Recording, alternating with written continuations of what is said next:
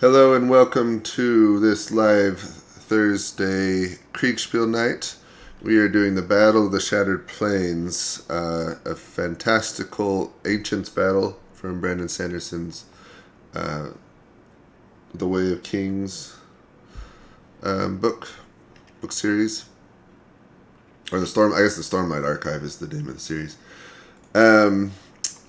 We have, as a intro, we have the Alethi Highprinces have gotten word of a gemheart on the Shattered Plains, and they're racing out to get it with their armies, and the treasured gemheart from a dead chasm fiend, or maybe a live chasm fiend. We'll find out. But I'm here with Aladar, so you got second best choice, so you're heading due south from position 5. The rest of the armies are heading onto a different plateau. So far, this next plateau you're on is pretty small, and your bridge crews are towards the back, so it'll be a minute before they get up to get it.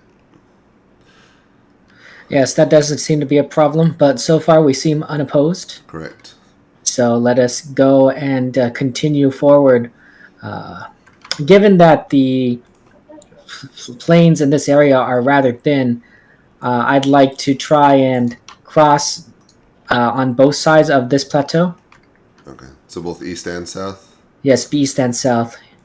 Trying to move as fast as possible. Now, on the plateau you're on, you can cross kind of due south of where you're at currently, or there's another crossing a little bit further southwest. Yes. You know what? Let's try to make use of all three of those crossings, actually. Okay. And just kind of evenly split up the men and have the shard bearers be in the center one.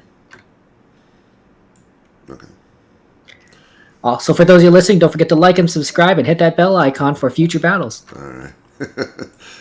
So if you're going 3 different ways, how are you splitting your army 3 ways, or are you just putting the bridges on the 3? I'm going to split the army 3 ways too, yes. Okay. All right. About evenly, yeah. Got it. Thank you. All right. Hello, Venley. Hello. All right. Your army is set up on top of the hillside with the decoy chasm fiend atop the hill behind you. You've got most of your army on the hill slopes with 2 infantry units hidden behind.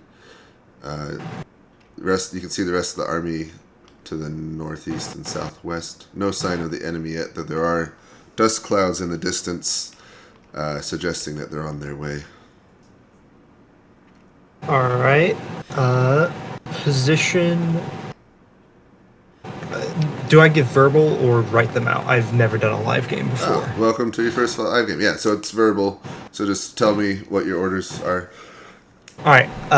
Have the infantry have 4 of the infantry form up around each of the peaks there, and then have 2 of them be in between the peaks, and then have the archers on the peaks themselves for right now.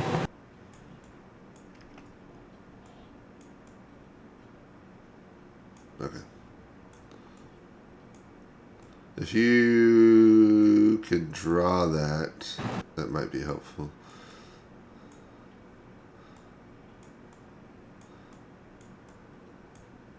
But I'll try and do what you said. All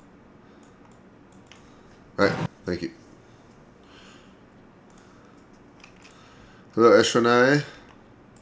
Hello. Your army is set up and ready for battle in your ambushing position. All right. You do see dust clouds to the north, suggesting that Classic. the enemy army is coming your way. Straight at us. All right, awesome. Any orders, changes of formation? Oh, I typed out a real quick thing. I'm going to send one of my melee infantry off to like the very leftmost edge of the map where there's a jumping gap there, and just have them watch it and run back to me if they see any enemies there. I know it's probably not a good use of a unit. Well, you don't need to justify myself here in the fire. Yeah, that's what I'm going to do. And then everyone else is going to get to the very edge of the jumping point to my north, if that makes sense, so they can be ready to cross. Melee first, archers second. Dude in the vanguard, if that makes sense. So just get move up to so they're ready to jump. You said Yep, one so- unit to the western jumping point? Yes, just in case the enemy, yeah. And they'll just sit there until I send a runner over or something. Okay.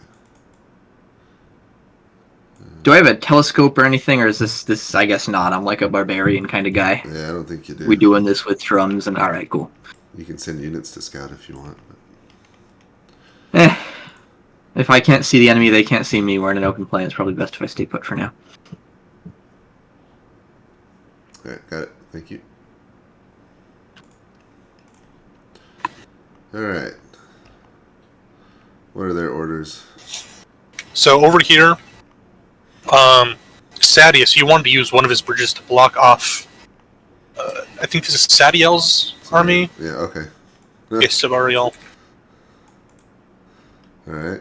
How many bridges does Sabariel have? He has like four, He right? has Or five. The others have, or Sadius has 4. Everyone else. So has does 5. Sadius only have 3? No, this is one of his. So Sadius has 4. Everyone else has 5. 1, 2, 3, 4, 5. Okay. Yeah. So Sadius is blocking off Siberial and then crossing here. Mhm. And Yeah, the speeds on some of these are also weirdly glitched out. Okay, archers are 3, right? Yeah, but we're gonna move really fast. So let's. Well, maybe not super. Okay. So he's got a bridge that's crossing, Mhm. and then cavalry. We're just gonna. And then he's not blocking Dalinar. Nope. So Dalinar, I guess he's as fat. Was Dalinar moving ahead with his cavalry or anything? Well, no, he wanted to get across to like this plateau, I think, but like this is too That's too far. Yeah, so I'm gonna like assume that they would get across where they could at least. Yeah, maybe some of these guys are crossing up here.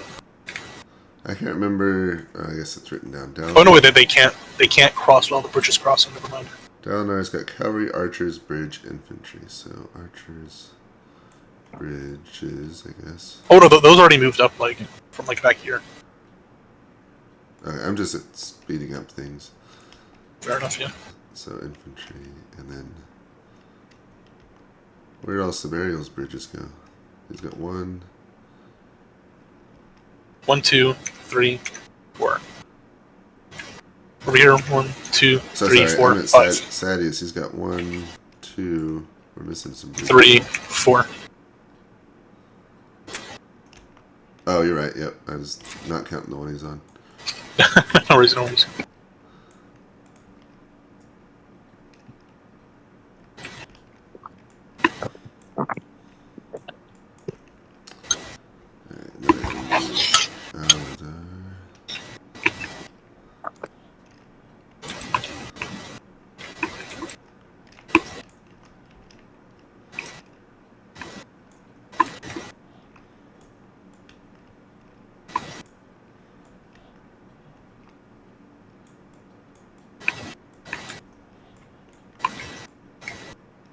So are they, the Reds, able to jump across the chasms? Yeah, they can.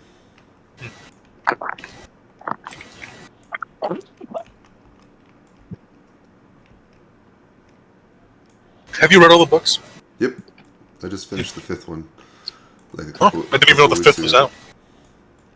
Oh, yeah. I read the first couple and then I never got around to actually reading the 3rd. Alright, I think that looks pretty good.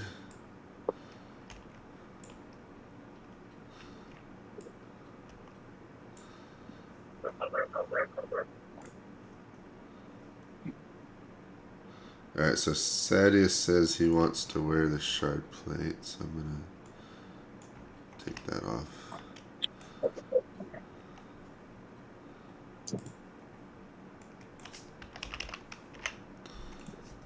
To be fair, who wouldn't want to wear shark plate? I mean, exactly.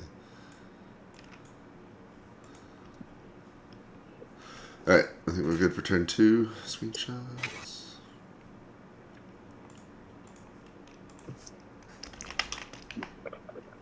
Yeah, I think Tin was pretty good for now.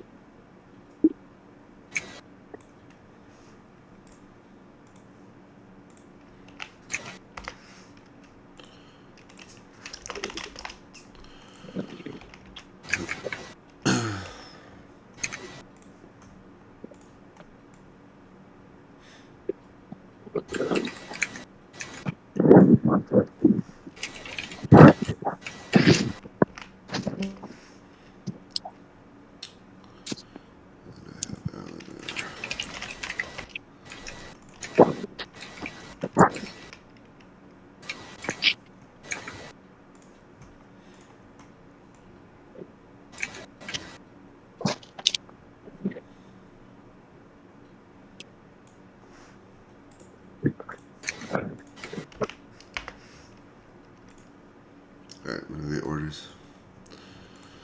Alright, Aladar. Remind me, did you say you're in Shard Plate or you have a Shard Bearer? I have a shard bearer, yeah. Okay, got it. If you want to give him a name, let me know. But Oh, right now he's just called Aladar Shard Bearer. Alright, so your 2 bridges are deployed with spearmen starting to cross. The third is making its way down your current plateau to the next crossing with some spearmen following. Your last bridge is arriving at the plateau with the archers and heavy infantry behind it. I realized we could cross east. Yeah, you can cross that way.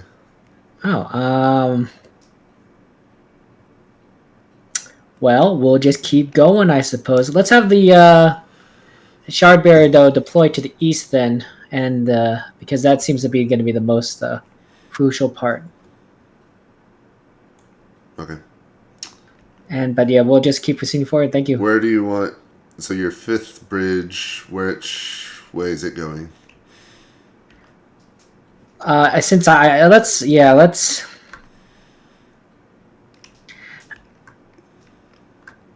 just continue to divide it up pretty evenly, but I think we definitely want to put it more to the middle, this middle section. All right, so the middle bridge. Yeah, middle bridge. Yeah. Okay. All right. Thank you. Thank you. All right, Eshonai. Hello. So I wasn't sure which jumping point you meant. Gap. So. Oh, sorry. My dead north. Okay. Well, you said there's some due to the far west as well. Yeah. But yeah, the rest. So you sent some to watch the gap. The rest are kind of in position, ready to jump across. Yep. Still dust cloud So, yeah. to the north. No other sightings. Okay. I'm going to order my men to form up so that they're all facing where that 1 infantry north of Thud is, and prepare to jump, and then with Thud at the vanguard, so if they cross under fire. May I myself jump across and go to the hilltop, like, just go behind the hilltop and climb, well, no, they can see it. Go up the hilltop and find my ally over there, because I just realized I can make that jump, there's no reason for me not to. Yeah. Yeah. Alright, do you want to recall the other infantry from the west? Leave it there one more turn. Got it. Alright, thank you. Yep. Alright, Venli, your troops have taken their new formation. Hopefully that's what you're looking for. Yep, that is. Alright. You do receive a runner from your Tongs group, I guess, to the northeast. They say they can spot 2 armies crossing over to their same plateau. Oh dear. Alright,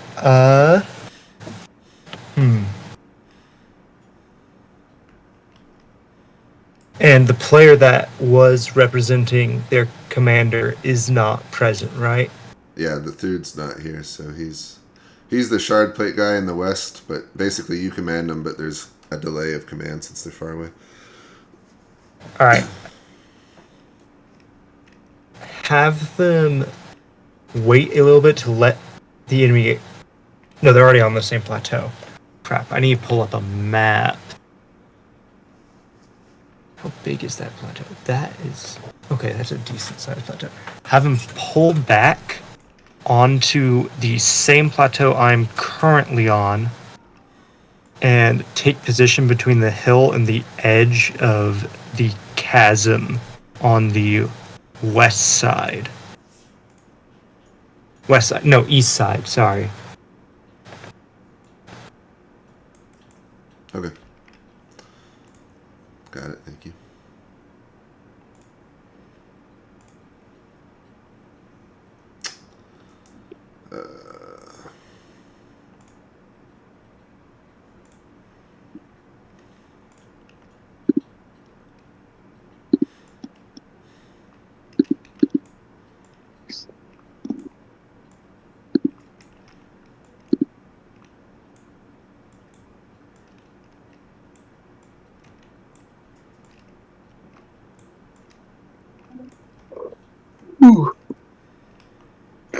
Is it? What time is it where you're at? 3:30. 3:30 I a.m. had 3:30 a.m. Holy crap! Yeah, I went to sleep and then like woke myself up like 10 minutes beforehand, so I'm still like half yawning. XDX, make sure your screenshots are with the north to the top. I thought they were. No. Is this not the north up here? North is. This is north this way. Oh, okay. I'm sorry. No worries.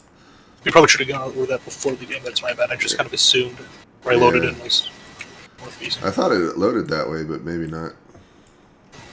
It may because you picked a different color. It may have loaded differently. Mm-hmm. I don't know. But yeah, so still kind of moving quickly. Where are they going? these guys are coming down here. Okay, now there's no crossing here, but they can go to this plateau and then cross here. So hopefully he knows that.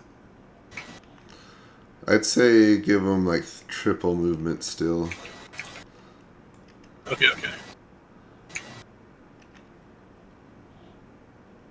So realistically, yeah, this bridge could get like here with 30 cruisers.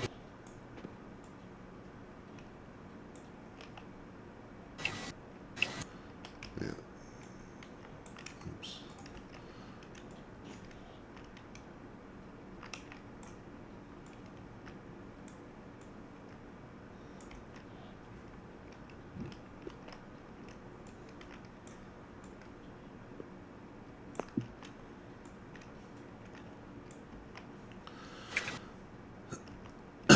Was Steve meant to do this one as well? Yeah, he's supposed to. I don't have great hope. He didn't show up last week either, so. But yes. Yeah. Fair enough.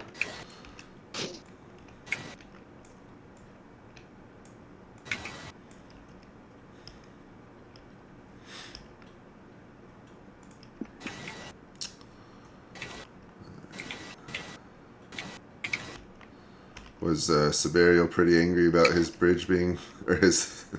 He took it in stride. He's not too upset about it. That's good. He did say that at a later date, if they can, of course, they're going to try and cut off their movement now. Man, these bridges are really kind of hard to manage, like just with the scale. Yeah. They are. Well, we'll start losing bridge crew as soon as they start making forced crossings, but.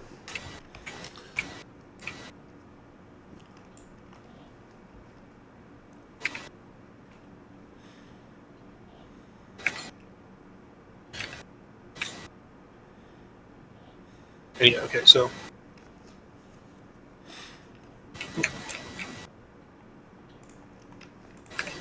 his extra bridges I'm going to store for here for now, I suppose.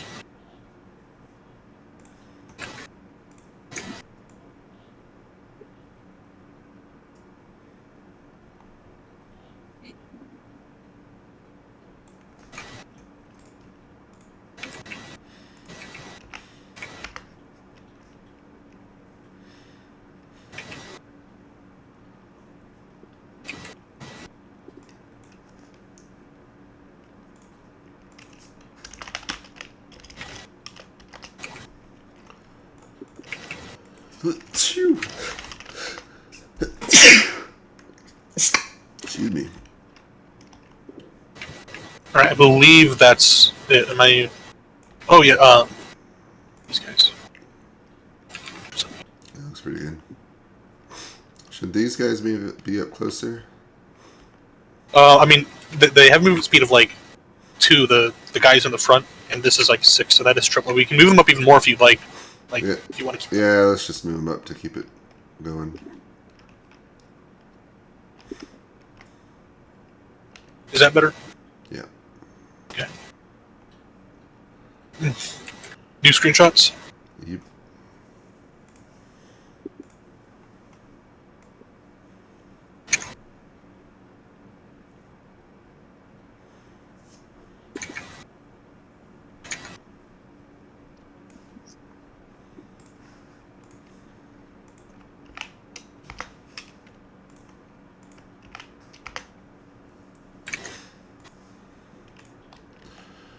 All right, Aladar.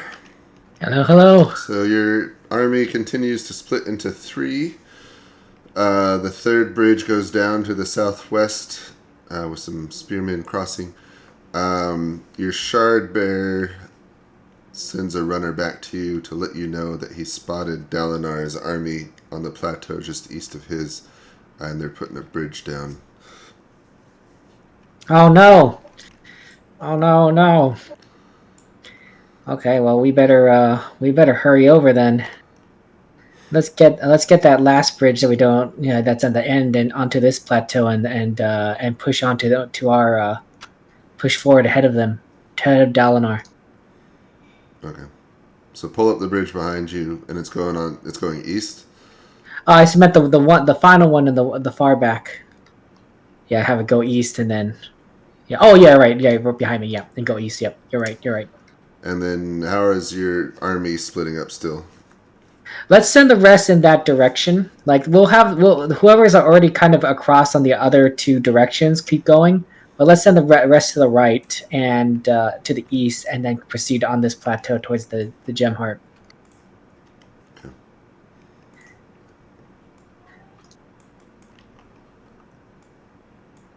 And do you want to move as well now? Yeah, let's go with the east group. Do you want all your armies and bridges to come back east, or like the ones that are already on the other plateaus keep going? Yeah, the other ones plateaus will keep going. They'll rejoin up with us when they can. All right. Yep. Thank you. The archers, like there's an archer unit heading southwest. Is it coming east as well, or is it continuing southwest? It'll come east as well. Yeah. Okay, got it. Thank you. Thank you. Hello, Umpire. Hello. Hi. All right. So, who do you want to go first? It doesn't matter. But you can. I don't know if you spotted on your screenshot, but you can see activity. Just barely make it out to the north. Looks like there's a bridge and an army crossing. Actually, maybe 2. Yes, we can see that. So we can see blue and black army. All right. So I will go first on orders. I'm going to have I've also drawn a visual aid. I'm going to have the... Ooh, actually, real quick, Venli, send the tongs with me if you don't mind. Okay. Because I'll need backup. Yeah. All right, or at least so some ignore... of them, half of them. All right, so have 2 swords and 1 archer follow Ishonai on his attack, and then have the remaining tongs take up the orange position on the map with the archers behind the swordsmen, and then have the anvil take the red position with 4 of the archers moving forward to be skirmishers along there so that they can shoot across the chasm, and then as the enemies start to cross the chasm, fall back to behind the anvil.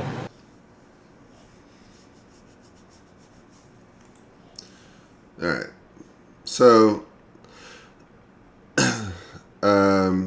you got the army to the northeast that's coming back to the orange area. And then you've got the army to the west. Are they crossing to the middle now? My army? Yeah. Or my section? Yeah, I'm going to run back to them. and they're going to go north. They're going to not go to the hilltop. They're going to go north, and if possible, once they're on that center area, just keep going north. Everyone, including the picket out west. Okay. Or actually, correction. I'm sorry, I'm going to get super technical. 3 archers and 3 swords will stay on that little island to the north of where I am and try to prevent the enemy from building a bridge onto it. Everyone else, myself and Thule included, or Thude included, will just keep going north to see if we can attack the other bridge that's northeast-ish compared to the bridge in the northwest. Okay. Alright. Does that make sense? Yes, okay. And so then Venley, you're sending... Say your orders again, Venley. Yes, so 2 of the swords from the tongs and 1 of the archers are going to join Ashonai's expedition north. The remaining ones are going to take position along the orange with the swords in front, archers behind. And then Anvil is going to move slightly down the hill to form up along the red line there, with 4 of the archers moving forward as skirmishers, and they will fall back as the enemy starts to cross the chasm once their bridge is built. Okay.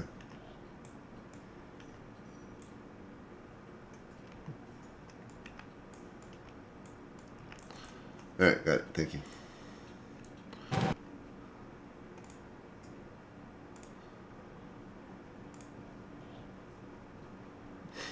Hey, you got a dispatch.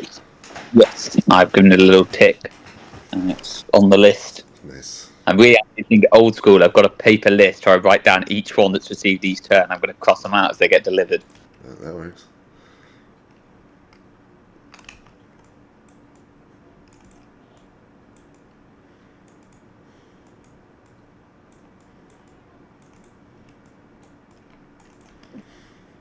What is this from? Is this from? Is it like a book series or a TV show or something? It's a book series. Yep. Oh, nice. I have to look it up after this.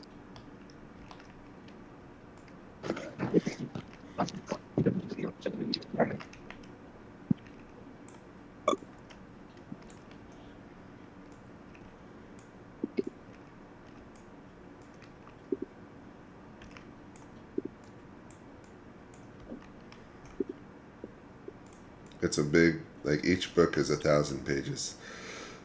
Oh damn! Is this like a kind of like? It's like an epic fantasy, but it's. I was gonna say, Song of Ice and Fire, but those books aren't even that long. Yeah, it's more like Robert Jordan's Wheel of Time. Oh, I love the Wheel of Time. They're big. All right, so is this blue arrow? Are they trying to block Aladar? No, so he said he wanted to cross and then continue to the southeast, and so I was just like, So he could cross here, I guess. fair enough. Are we still doing triple movement? Yeah, three times speed movement.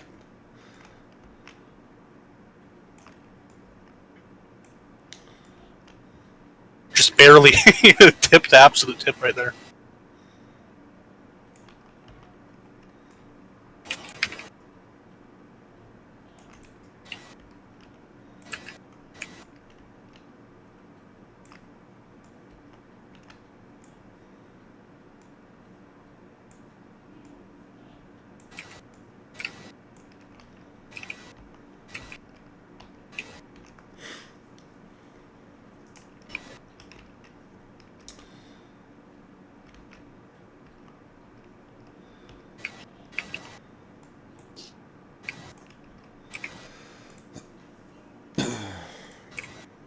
I think the worst thing about the bridges is that, like, I can't just, like, circle drag over it. I have to pick up each unit individually, or else I'll pick up the bridge too.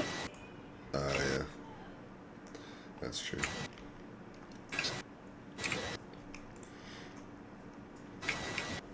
So, I got a twist in this game, but I'm not sure when to spring it. I'm trying to... The giant monster up here? I think... Actually, now's a good time to spring it. So... Yeah, there's another chasm feed sighting up here. And I would, even if they don't see it on the screenshot, let everyone know that it's there.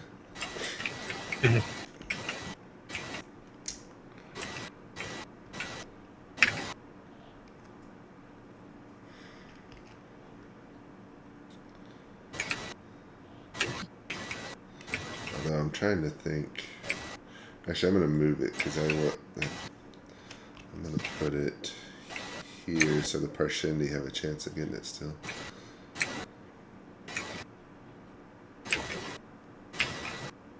Yeah, I'll put it there. Kind of more.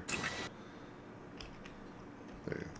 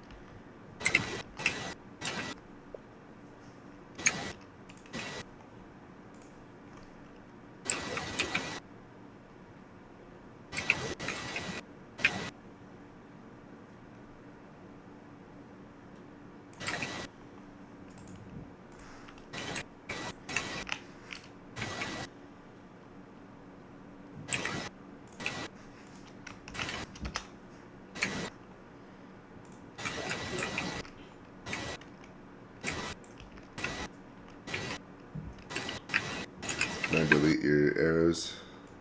Yep. I believe that's all my movement taken care of. Alright.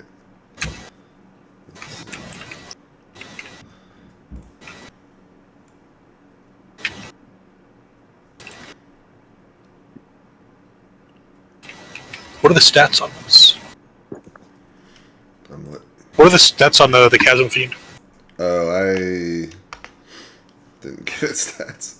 It takes someone in Shard Plate to fight it. I guess I'll figure it out once I get to that. Yeah, so let everyone know that there's a Shard or a Chasm Fiend on that plateau. And I think we can go. Go get Aladar. Nope. Turn 4. Turn 4 Aladar.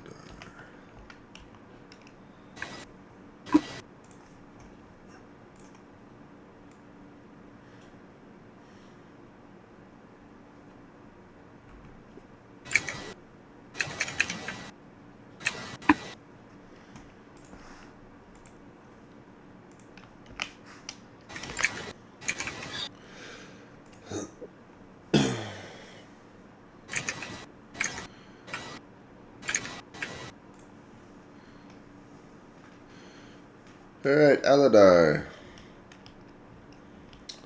So, you've reached the edge of your plateau. The bridge is coming up behind you, but they still got a bit of ways to get to the crossing. To your south, you can see thousands of Parshendi Singers coming into view as they jump across a chasm and are marching towards you on that plateau due south of you. You can also see several of them arrayed on the hill to your southeast, marching down that hill as well. Down there seems to be heading right for them. Some of your units to the west are also, there seem to be some enemy units facing them as well. Oh, darn. One other thing, you get a runner from the east saying that a second Chasm Fiend has been spotted. You can still see the Chasm Fiend on the hill to your southeast, but a second one has been spotted to the east, kind of in the center of the map that you've been given. Oh, wow. 2 Chasm Fiends. Jeez. Well, is it alive or dead? Alive. Oh, that's really bad. Do I spot Dalinar? Yeah, I look like I see Dalinar too. He's already crossed the bridge. Yeah, he just crossed that bridge. Oh my gosh, what is he gonna do? He's by himself. He's gonna get overwhelmed. For my troops to the south, west. Let's go ahead and pull them back. They're isolated. Let's have them go on the farthest west route. How there's already like a bridge there. Just retreat on the farthest west route away from the main force of these Parshendi. Okay. And we'll pull back the middle bridges and have them cross to the east. And then let's I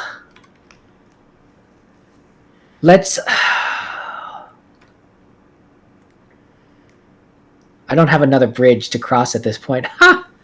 Yeah, we need to pull back the middle bridges and move them back onto the east side, and let's just concentrate on this plateau for the moment in preparation for an attack by the Parshendi. Okay. Do you want your infantry to move any particular? Right now, they're kind of in column formation.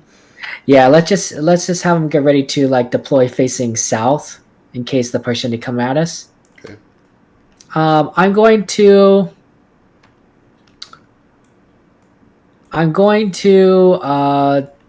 ride over to Dalinar.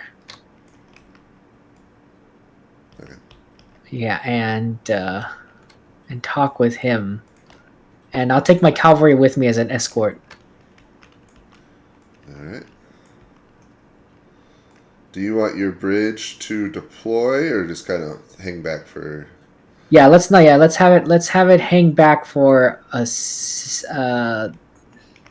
Oh, I do have a bridge deploy. I will deploy the bridge. Yes.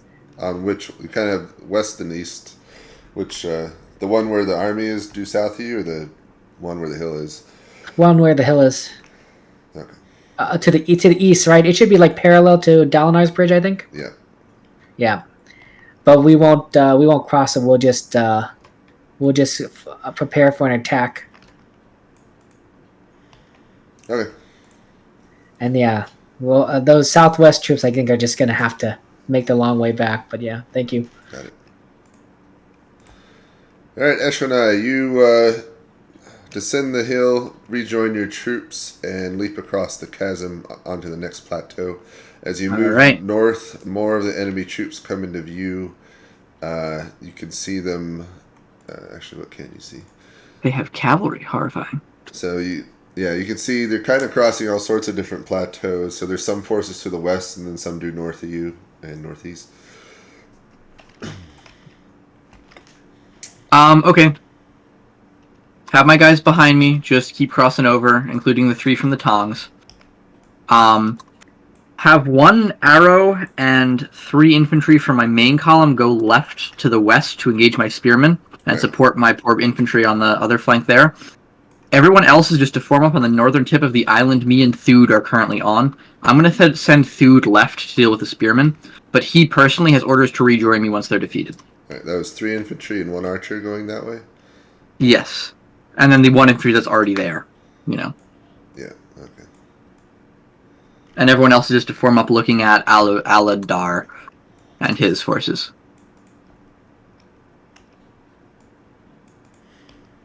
Okay, form up looking at Aladar. Got it.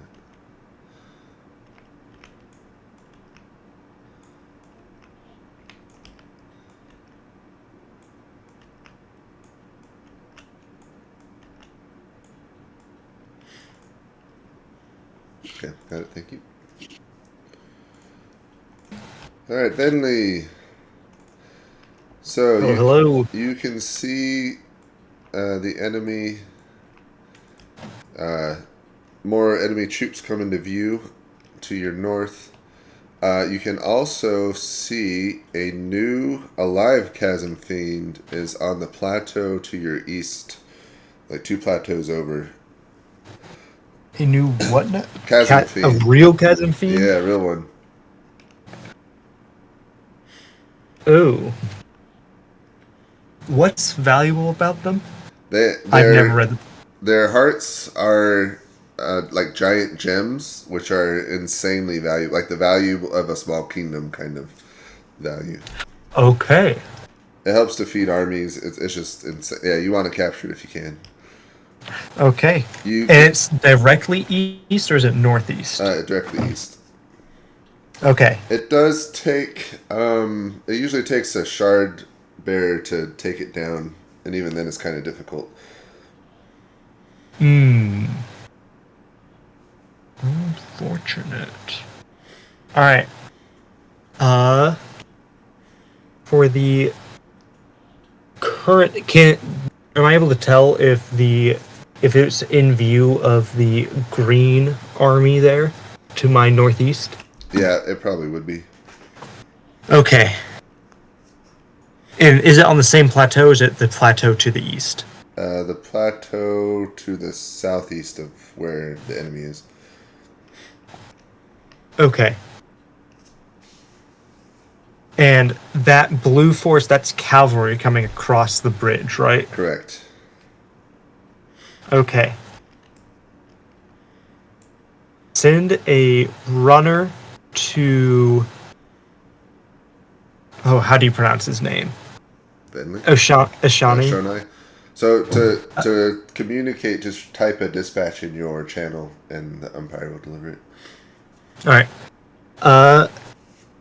And then for my forces, continue with the positioning outlined last order, except do not send out skirmishers because of the cavalry.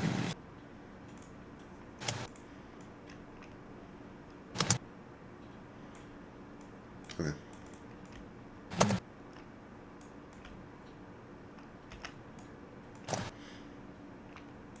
And I think that is all from me.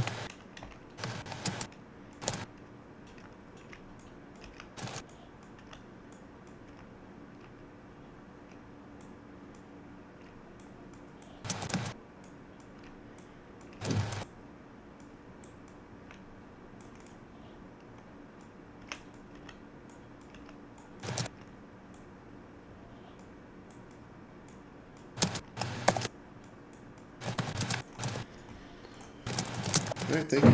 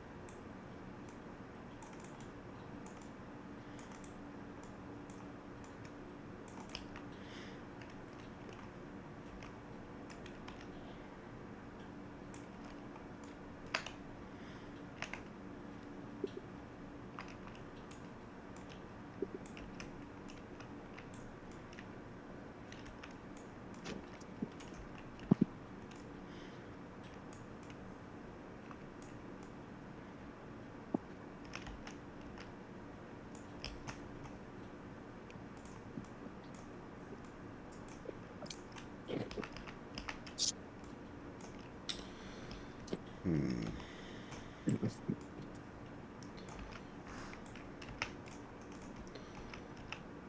think he's gonna last long.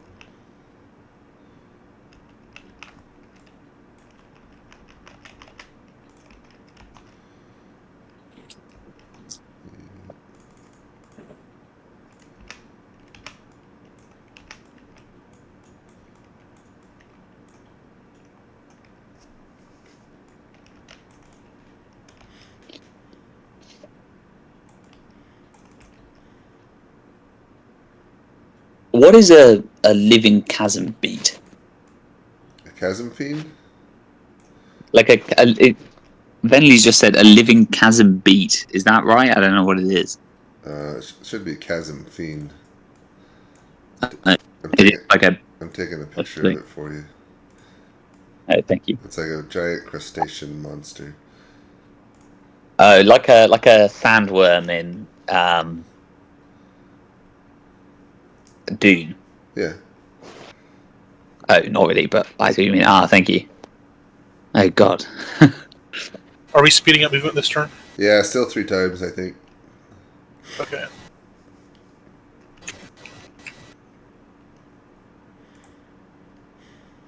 Man, I am exhausted.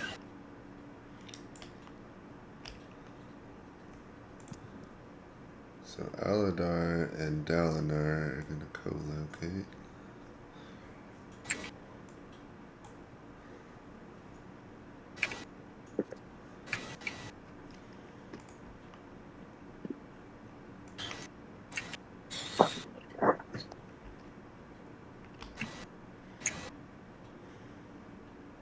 God, Sadius and Sabriel are beefing in dispatches, which is good fun. Oh, good. You get something to do. Poor discipline belays a poor commander.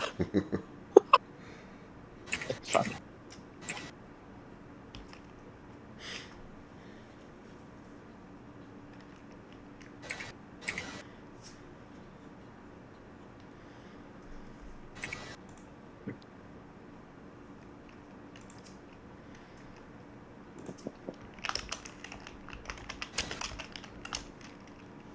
All right. I believe that's. Oh, I'm going to move these guys up a bit more than. Maybe back to here.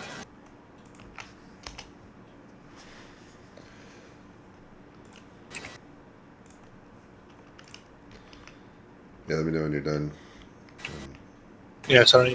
One of my players is a speech impediment, so it's a bit Oh, yeah. hard to get his orders fast. No worries.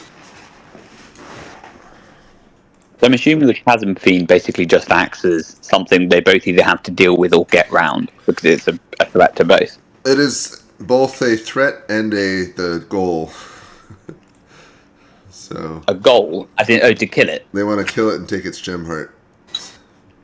But That's a filthy rich. it could also wreck their armies if they're not careful. So I just thought that the setting was kind of cool that money was also just like the fuel for magic and basically everything. yeah.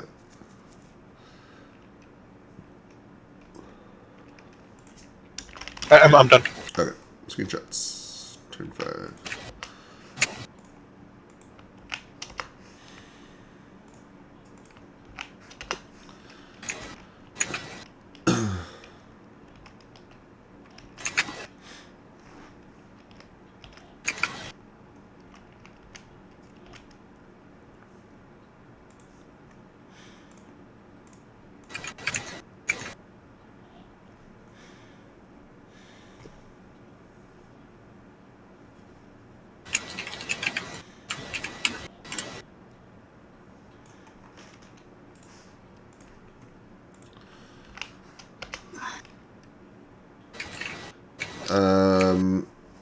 Well, okay.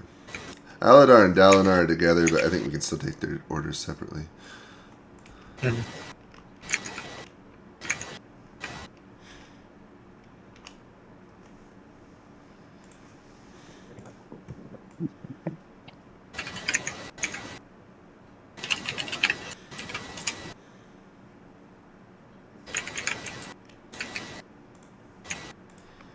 Wait, is the Fiend not going to move? No. Okay. I want to leave on that plateau for now. It's just sunning itself at the moment. Yeah. Not a care in the world.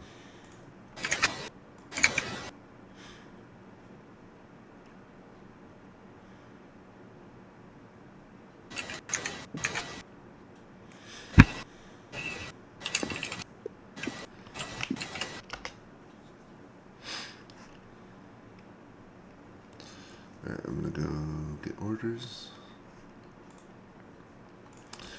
Hello, gentlemen. Hello.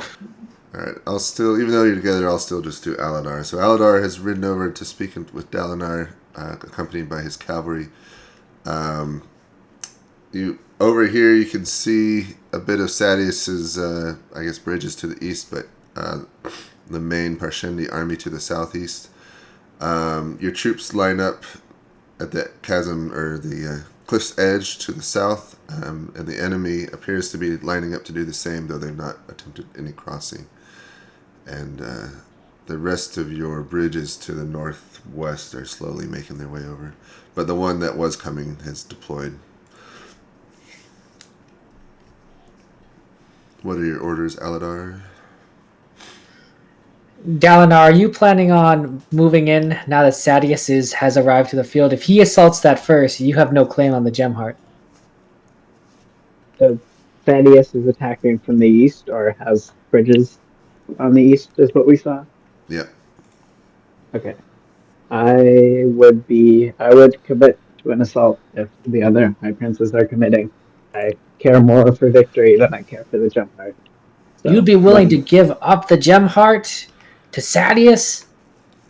I am here to take vengeance for my brother and to win the war. You're a better man than me.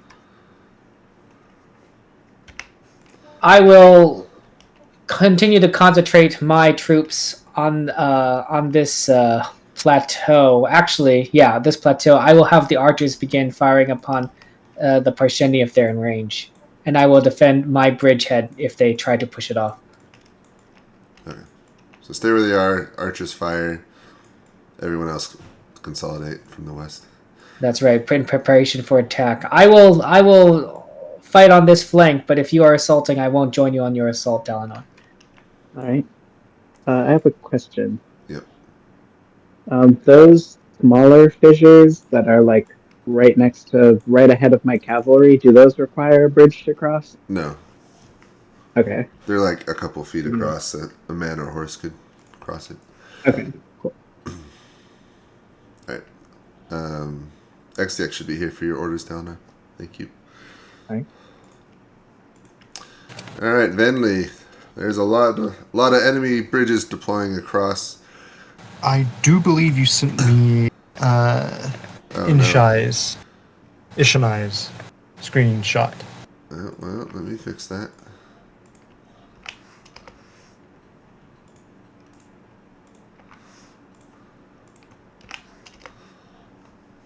Well, now you can see what Eshonai sees.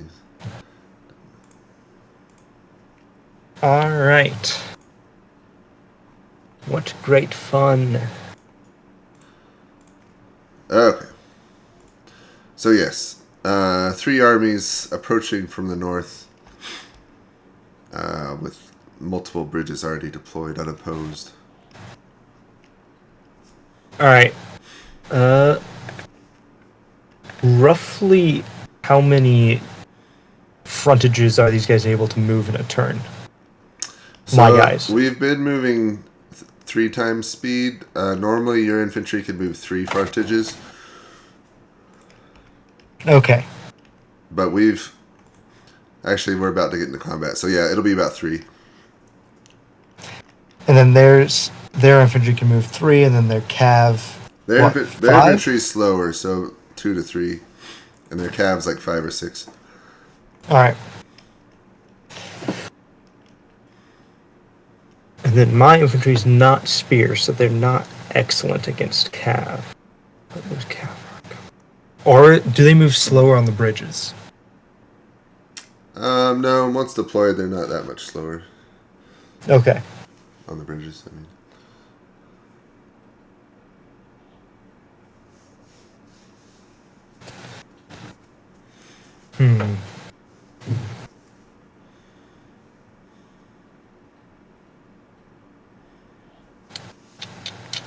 Have the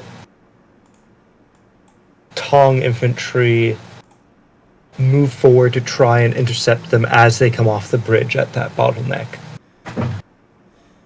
Have the archers stay where they are and continue firing.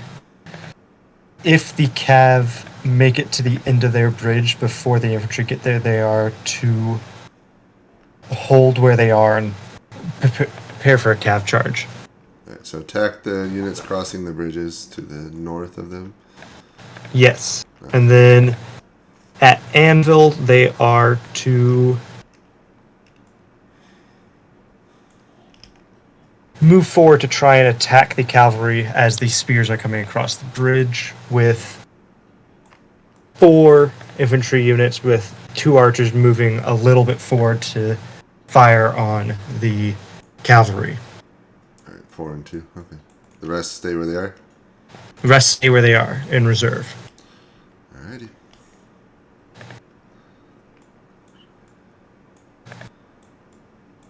Okay. Thank you. Alright. Hello, Eshonai. Sorry for the screenshot mess up. No worries. Alright, so good news. Thud and your western units were able to capture and surround an entire spearman unit and are nice. quickly cutting them down. Do we do prisoners? Is that a thing we do? I don't remember. Maybe. I'm assuming no, but I just thought I'd ask. Yeah. The rest to the west. The rest are fleeing back north. The northern force is deploying to kind of block any kind of crossing.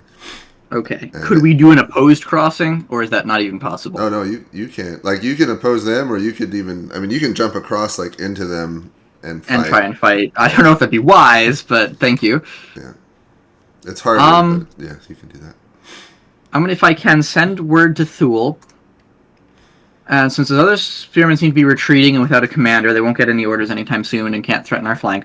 Have them pursue the spearman that's retreating up north and try and flank what looks like Aladar. Oh, he's a shard bearer. Well, I have a shard bearer. Try to flank Aladar's force. And in the meantime, I'm going to take the 2 infantry and the archers, 3 infantry total, taking from the rear as much as I can, and 2 archers total, and jump over with myself to the right flank where the cavalry are. Not where the cavalry are. To go at the bridge where Aladar is, just to have some guys there to threaten. Yeah. But they should primarily watch the cavalry, the enemy cavalry, not the bridge, if that makes sense. Yeah. Okay. Got it. Thank you. Yep. I think we got to go to normal speed now. We're getting into combat. Yeah. And B, like, the prize for winning is literally like a. Imagine if inside of each of these monsters was just like a vault full of like solid gold bars. That's basically what they're fighting over. Oh, and they would presumably keep it. Whoever gets it, it's kind of like the spoils. Yeah, oh, exactly.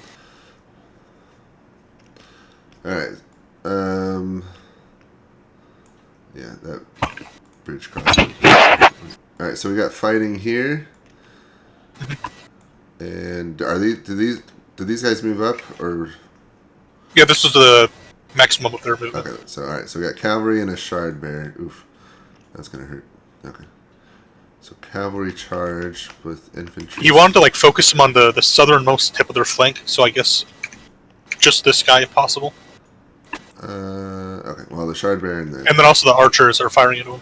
Okay, that's 1. Oh, and the archers.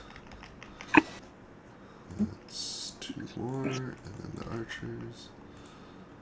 That's another 1. Yep, that hurts. And then 3 back.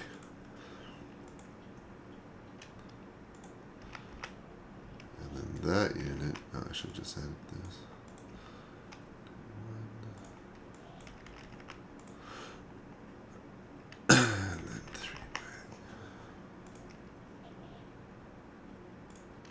Okay. So this unit is hurting pretty bad. The cavalry's hardly. I mean, some minor casualties to start, but I think that's it. They're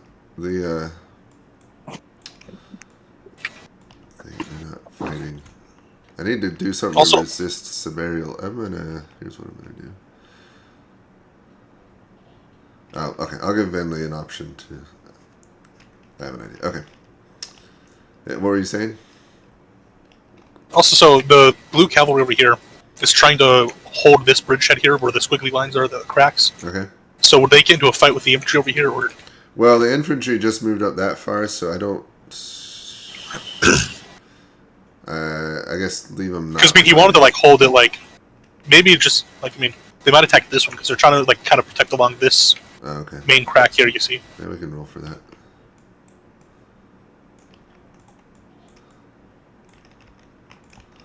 Some initial. Oh wow, terrible rolls. Dude, my tabletop simulator is so broken. I see a unit like stat bar, like with the 3 numbers around the dice here. Oh, that's so weird. Yeah, like let me take a screenshot of it for you.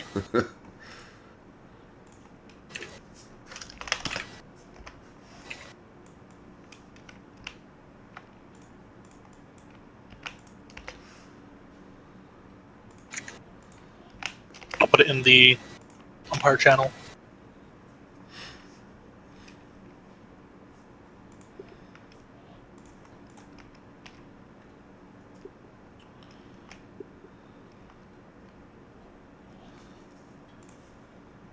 We ready for screenshots? Yep.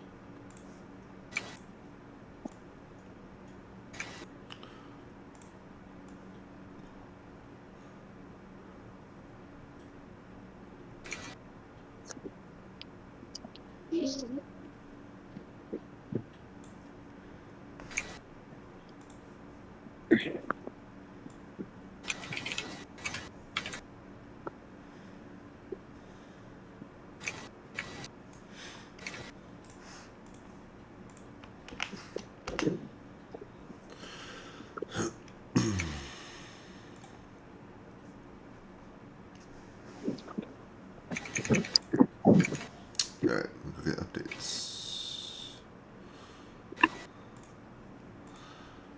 Alright, Aladar.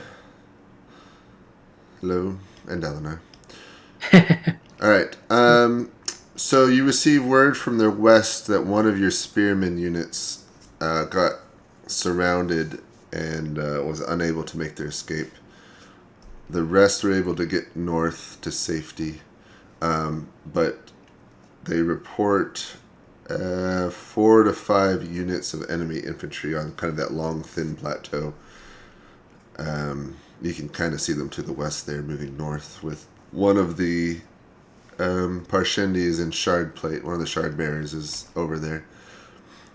Oh my gosh. There's a force due south of your own, although it looks like they're jumping the chasm to the east, heading towards Dalinar's forces, or your bridge. And you can see Dalinar's cavalry have started to engage with some Parshendi warriors that have moved north.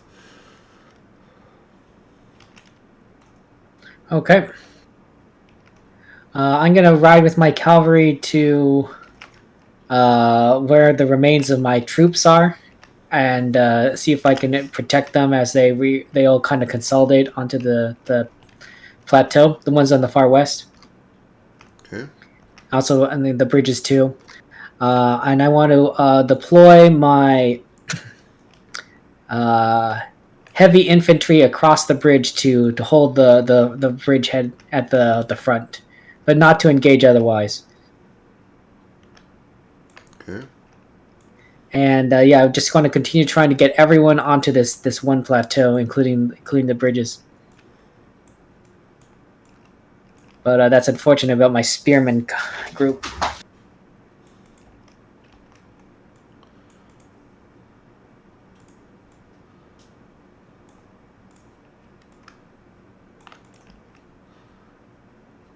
All right. Thank you. Thank you. All right, Venli. So some of your infantry have moved up. They are engaging with the vanguard cavalry of the two armies. The one in the east is having a harder time as the enemy has sent forward one of their shard bearers to fight alongside the infantry, and his long shard blade is just cutting swaths through your infantry unopposed. To the north, your infantry is doing a better job. The cavalry's not fully engaged, kind of just trying to maintain space. And you can see Eshonai has crossed and maybe heading your way to help in that fight over there. All right. You have a reserve shard bearer and 2 infantry and 1 archer unit still back in the fortress, which you can send to try and recover that chasm fiend if you want. Yes, I will have those guys back there try and get the chasm fiend. Okay. And then I am going to move to fight Sadiaz, the shard bearer that's attacking my infantry there. The infantry that are not engaging cavalry are to move forward and attack that heavy infantry before they can spread out. Have the infantry beside the 2 that are fighting cavalry try and swing around to hit them in the sides. And then have 3 infantry units that are still on the hill move up to that last unguarded bridge, with the 3 archers moving down to the gap between the 2 main infantry groups that are engaged to try and shoot at them, with the remaining troops taking a position on the northeastern side of the slope so that they can come help if needed. Would you like me to sketch that? Yeah, that'd be helpful.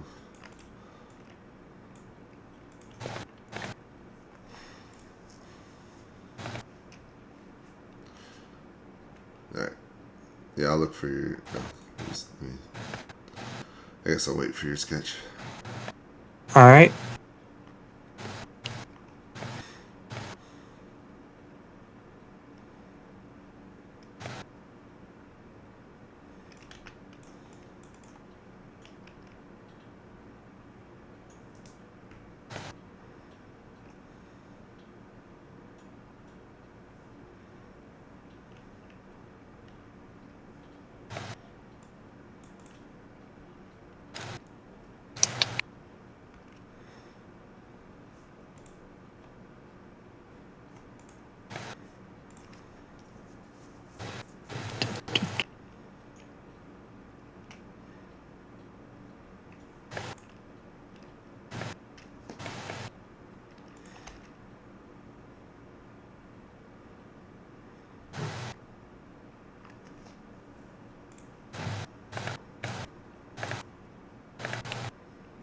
All right. Very rough, quick sketch sent out.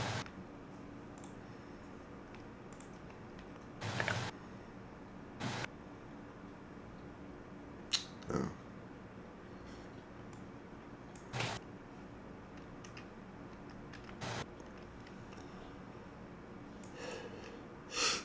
Excuse me. Oh man. Okay. All right. I think I got it then. All right. Thank you. All right, Eshonai. You All lead right. your men eastward as you jump across the chasm and head towards the brewing fight to the east, where you can see the enemy cavalry is engaged with Benley's infantry. Oh boy. Enemy to your north is remaining pretty passive, just guarding. But you can see behind you Thud making his way north now with the infantry. Okay. All right. This might be a little complicated. I have my orders. I'm assuming Thu's going to keep doing what I told him to and get behind Aladar. I'm going to take the 3 infantry and the archers that I have with me here, and I'm going to go charge the flank of the spearmen or the cavalry, whichever is more exposed to me. The blue, specifically, just run right at him. I'll be in the rear of my column since I don't have my shard plate on. Quick meta question. Do I have any combat benefits as like a normal guy, or no, because I'm not in my shard plate and one guy won't matter? You not really. If you lead from the front, you give bonuses to your infantry, but you can also die. Yeah, I like being alive, so I'll just send those 2 infantry and the archers at the enemy. I will have 2 more infantry from the center, from the island to my character's west. Mm-hmm. I will have them jump across and go at the bridge looking at Aladar, and just have them like watch that in case he tries to cross, and then have my remaining archers that I've not given orders to line up and shoot at his archers if we're in range, and if not, they'll just watch each other. Okay.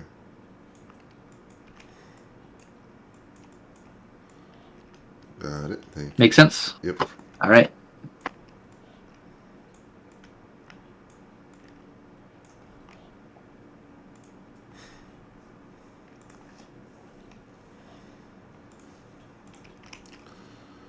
The Chasm Fiend?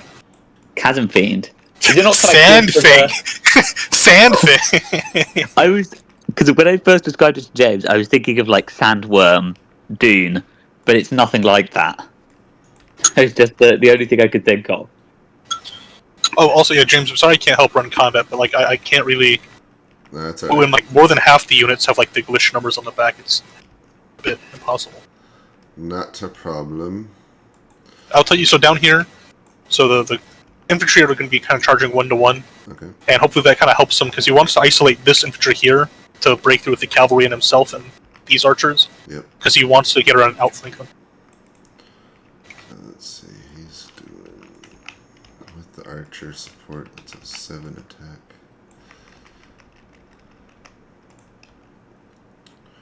Whew. 1, 2, 3, 4, 5. Yeah, they're dead.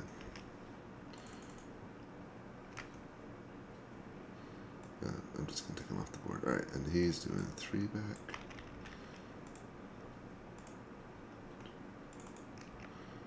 Okay.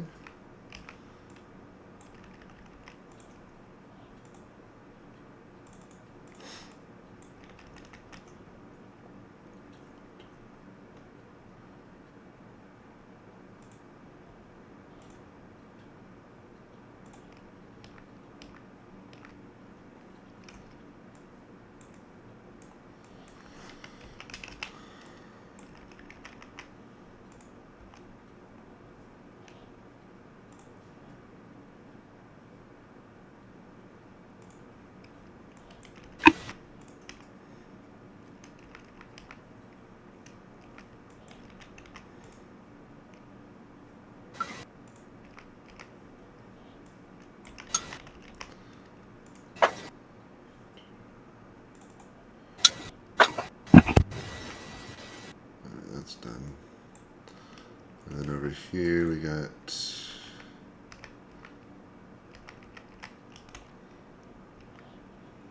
Dalnar's about to be in trouble.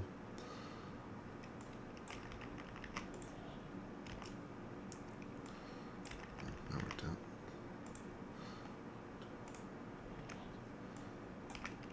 Oops.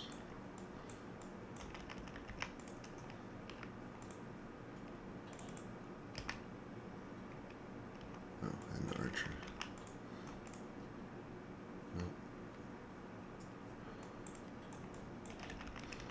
One thing I don't like about my ancient system, it's got so many dice to roll. Wow. Well, Dalinar's army is fighting with impunity. Despite getting like surrounded, this cavalry's fighting pretty good. Alright, I think that's everything. Oh, I did the archers, okay. Wait, so when Dalinar asked about how the cavalry is doing so far, still doing pretty good? Yeah, low casualties. They're doing really well, considering. Mm-hmm. All right. And so yeah, Saddies took out one infantry unit already. His infantry's getting kind of beat up, though, it looked like. Yeah, it's pretty. Their heavy's doing all right. I mean, overall he's doing better, but yeah, they are taking casualties as they push through, especially this cavalry unit. Mm. And this guy in shard plate's coming right at him. So. Oh yeah, he said that. Yeah, if he came down, he wanted to take him on one-on-one. Ooh, fun. Alrighty. Next screenshots. Next screenshot. The Cebrial guy must be having a good time. He's asked literally right now to play in the long night game. Nice.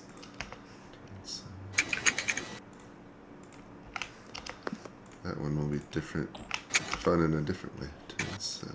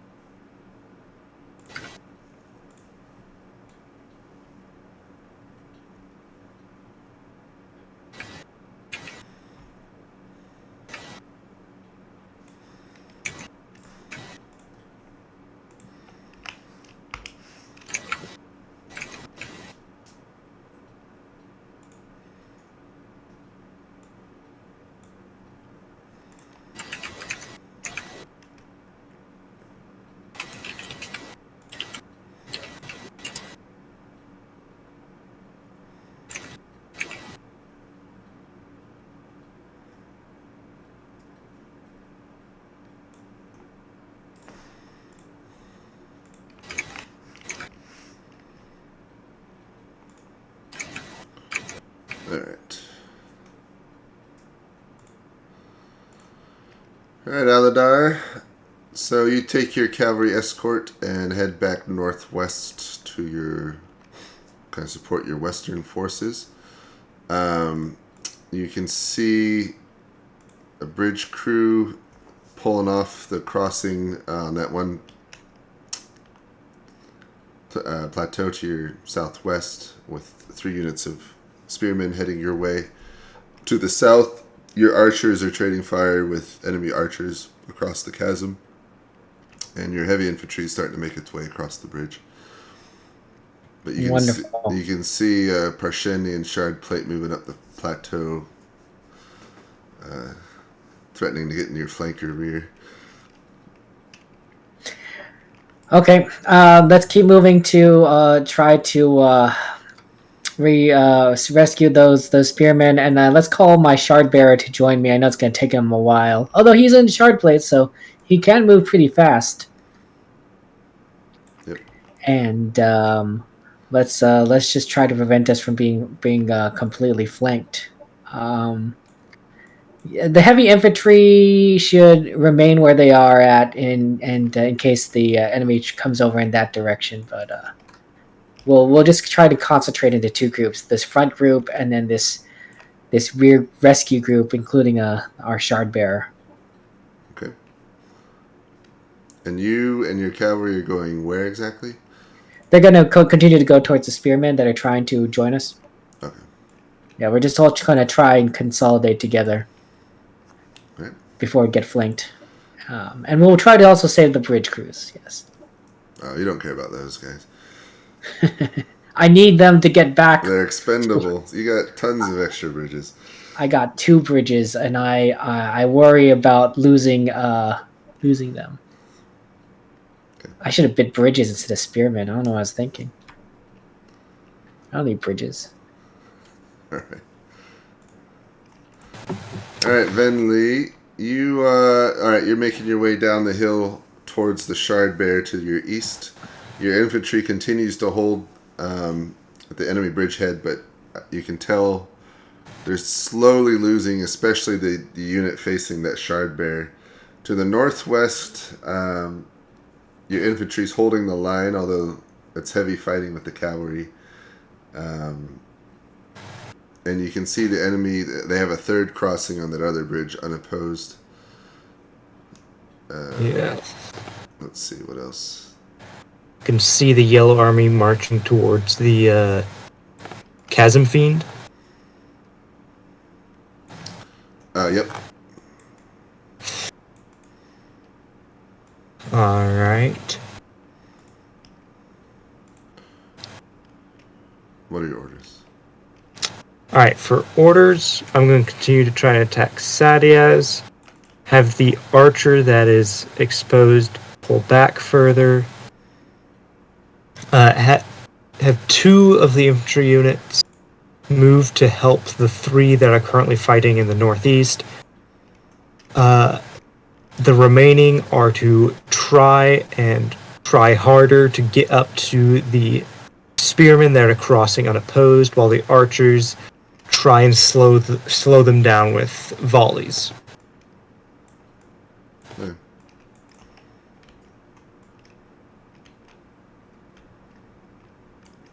Got it.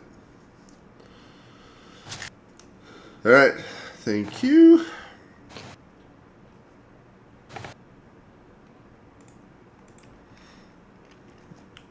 Hello.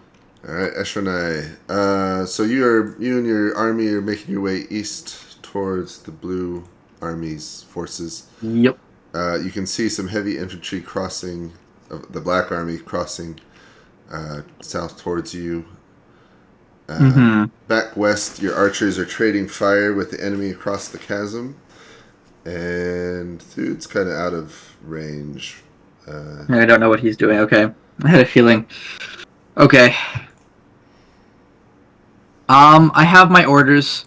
The 2 infantry and 1 archer that I'm with that are right near me are going to go charge at the spearmen, and the archers are going to fire at the enemy archers and try to suppress them out as long as they can. Okay. Don't know how well that's going to go, but oh well. The 2 infantry behind me are to my west, but not on a different plateau, are going to go try and hold off the heavy infantry as long as they can. I'm assuming that's their elites, so I won't. But anyway, yeah. And then I personally am going to go right over to where I last known position of Thude by the infantry and archers I sent him. Oh, and yeah. And then my infantry are going to jump across the chasm and do an opposed landing against their archers, since why not? The ones in the middle? Yeah, I think we have to break Aladar quickly, or else we're in trouble. Since blue seems to have even more reinforcements. All right. Got it. All right. Thank you.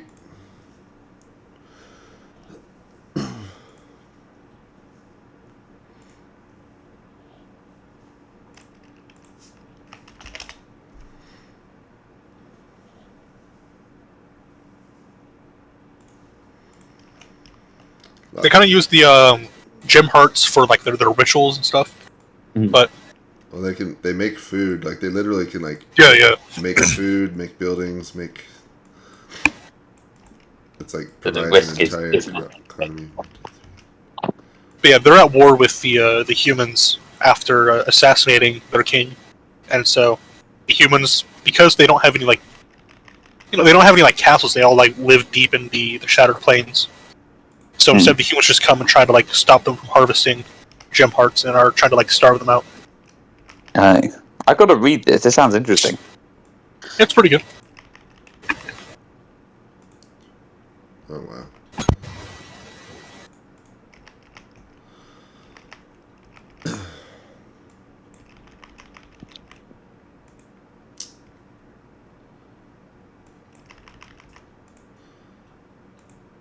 I am rolling absolutely ridiculously bad for the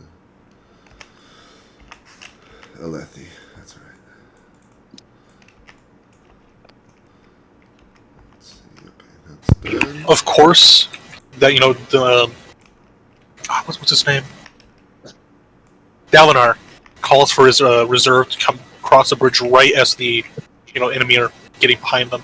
Yeah.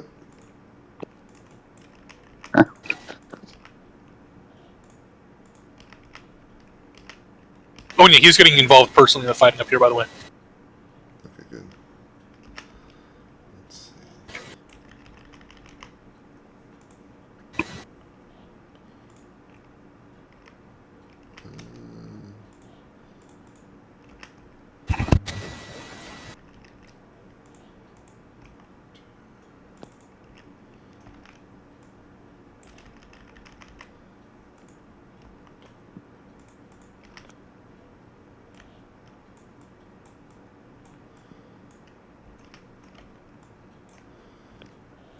Alright.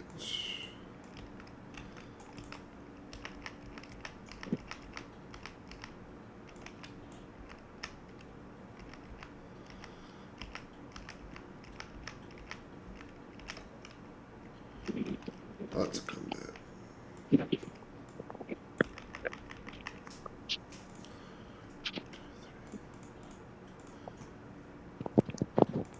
Wow, I'm rolling terribly for the Alethi.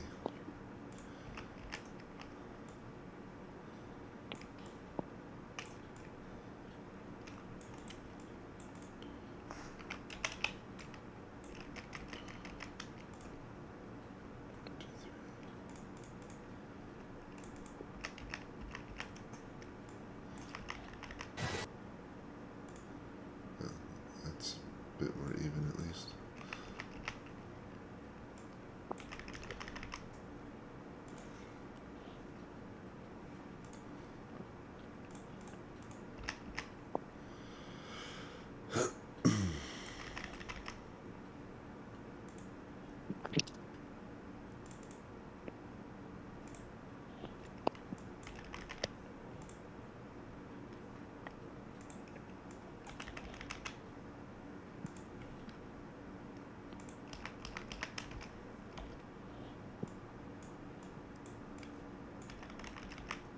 Almost.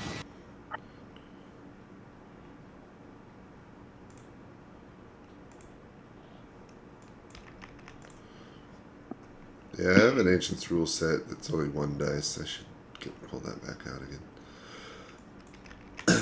It's a lot of dice. It's easier for play members. Wait, how does it track like unit strength? Like units that are better at fighting than other units. They have a higher attack value. So there's two separate numbers. There's their health or morale, and then there's attack. So if they're good at fighting, What do I mean? Like you said, it uses one dice. So I'm asking like, oh, that one. here the attack, but yeah, here the attack gives more dice. Yeah, I like what this is attack? one because it makes it easy to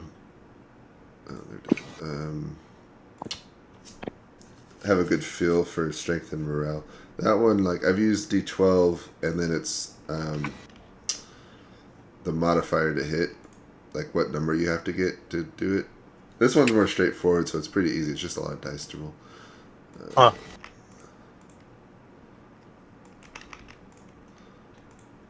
so that cavalry unit's dead. Guess we'll push them up. Oh, and then the big fight. Yeah, he brought over his cavalry to help him gank the general here. That's 1, 2, 3.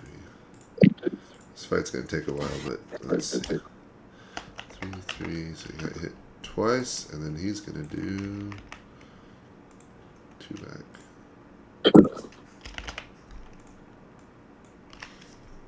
So Sadius is With the help of the cavalry, he's slightly winning.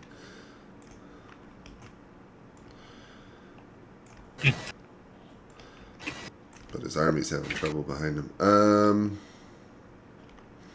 Alright, I think that's all. Yeah, it's almost like an entire wing of their army went off to another location of the battle. Yeah, because they're like half the strength, but they're basically facing half the army almost, so... I had to create some units just to give Siberial something to do. I see he's being pretty cautious. Well, no, so I mean, the movement was like lining up on this side of the bridge. They basically only had enough range to get lined up before, and now they're trying to cross. Yep. He is being pretty cautious with these guys, though. Alright, we're on turn 8.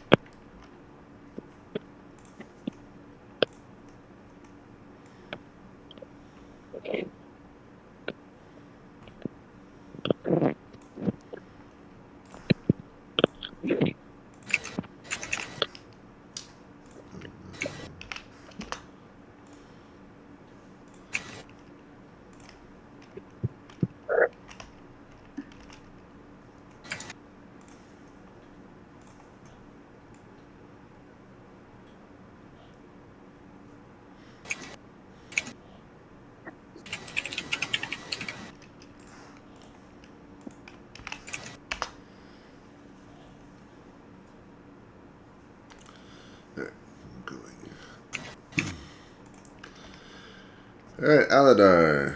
Hello, hello. Alright, so a lot occurring. To your south, to your immediate south, their shard bearer has jumped across the chasm, cutting or intersecting your position and your shard bearer coming up to support you. Further south, you can see the enemy have jumped the chasm and are engaging your units there, guarding that way. And even further beyond that, your heavy infantry is engaged with enemy infantry at the bridge head. Meanwhile, to your north-northwest, your spearmen and their bridge crews are slowly making their way back onto this peninsula. Wow, we're just kind of engaged all over the place. Yep. Well, let's keep on doing what we can. Is the archers in the south, are they able to fire upon the infantry in front of them, or is that just not possible because they're engaged with the spearmen? Yeah, they're able to. Okay, yeah, then let's support the front. My shard bearer would face it off against their shard bearer, and then I guess if any of these Parshendi that are to the west near the shard bearer jump over, my troops coming in from the north of that will move to meet them. So it's sort of like four different battles kind of potentially going on at the same time. Yep. But that'll be the plan, yes. All right. Thank you so much. Sorry, I'm just moving stuff. All right. Thank you. Appreciate it, James. All right, Venley. So your whole army is almost pretty well engaged, but you don't have too much time to think about that because Sadius in his shard plate has run up to engage you, and you are engaged in heavy combat with him. His cavalry is also circling around, and occasionally they try to land some blows with their lances or swords on you as a distraction while you fight their shard bearers. So between the two of them, shard plate can take a lot. So you're not dead yet, but do feel like you're losing. All right. Have one of the remaining infantry units come to try and keep the cavalry at bay, and do I have pocket sand I could throw at Sadias? No, I don't think so. Unfortunate. Keep dueling him, I suppose, and try to... Let's see, what type of shard weapon does he have? Is it just a blade? Yeah, it's a long sword. Longsword. Try and get in close and turn it into a brawl on the ground so we cannot use the longsword. Okay. If I'm able to do that, what would be? I'm not going to get into detail on how to wrestle him. Probably not the best idea. Okay. For the rest of the army, have the infantry unit that is facing north, not currently engaging anybody, swing back around to attack that spearman on his eastern flank. And then is that High Prince in any sort of shard gear? He is, yeah.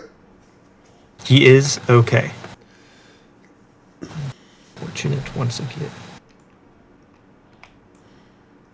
That is an issue I will deal with in the future then, I guess. I think that's all for this turn. Alright, got it. Thank you. Alright, Eshradai, you head west, leap across the chasm, get a better view of things on this side. Your infantry to the east are engaged now with the enemy forces at the bridge and further east. Boy. Your infantry here have leaped across and are engaging the enemy. It seems like they're doing pretty well, considering. Oh, wow. They've already taken out an archer unit and are slowly gaining room, so doing well. And then Thud further north has crossed and not engaged yet, but looking to get behind the rear enemy. Oh, we're going to have a shard plate duel, aren't we? Yep. Oh boy. Well, I have infantry. Well, Thud has infantry support nearby, but that's not important right now. I'm going to take 2 of my archers and send them to support my infantry fighting on the bridge. Hold on. Can I send you my things by text? Yeah.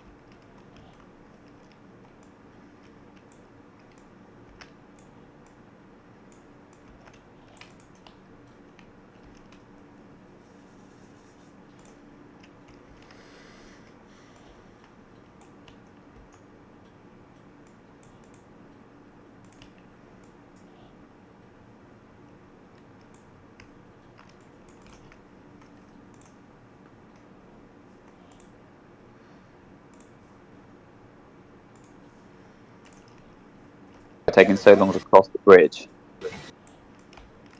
Because I mean, like the heavy infantry only has like 2 movement, and like you want them at the front, so it's taking a while to get them up to the front. And then also, the bridge is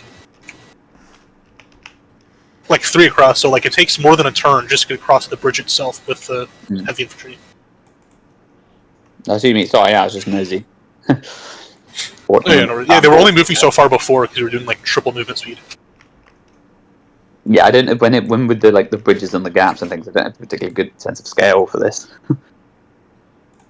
Yeah, like you can see, like the heavy cavalry were able to like get across and like all the way over here in basically like a single turn, like because they had 6 movement speed.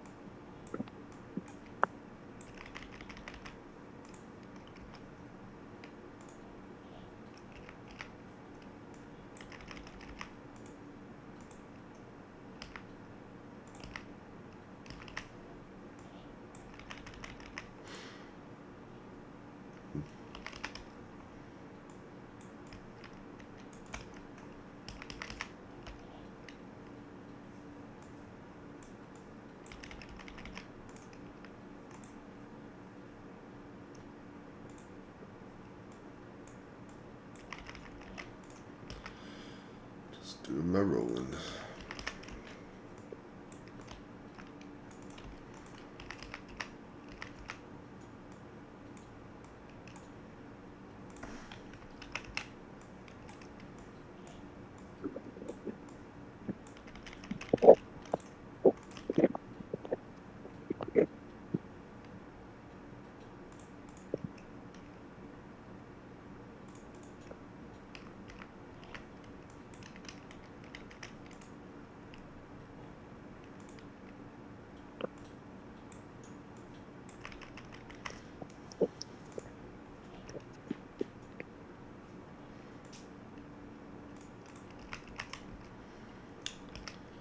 Oh, Dalinar moved over there? That's funny. The blackthorns everywhere.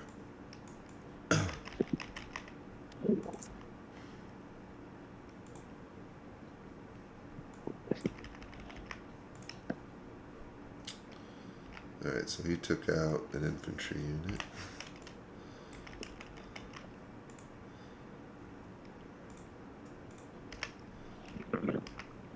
Do you see the dispatch Dalinar tagged me with?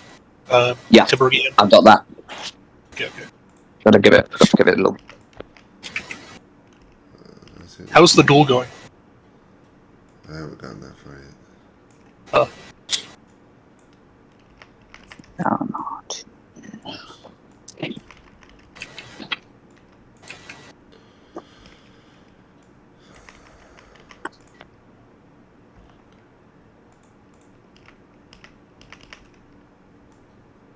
I do think that the Chasm Beast was maybe a bit early. Like, it may have been better towards the end once both sides were a bit licked to suddenly have a new one show up for them to fight over as well. Yeah, you might be right. I just worried that Severial would, like, be late to the party and be like, well, I'm gonna go home. Alright, we'll do the battle.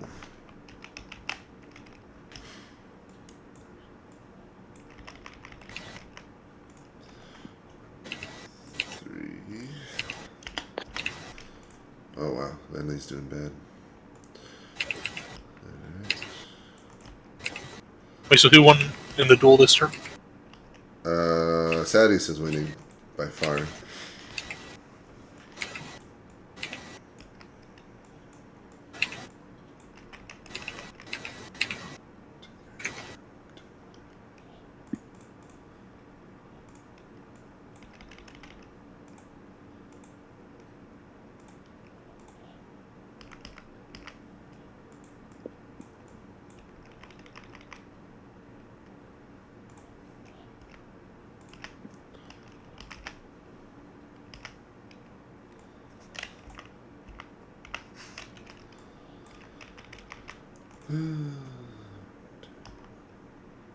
Dalinar and Aladar are much more cordial than the other two. Yeah. They write very polite. To be fair, Sadius didn't cut off Dalinar on his way to the plateaus.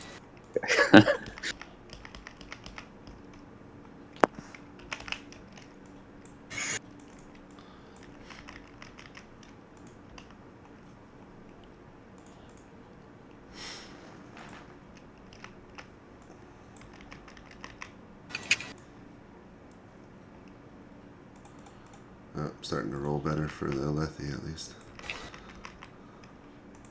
They have a chance. They're dead.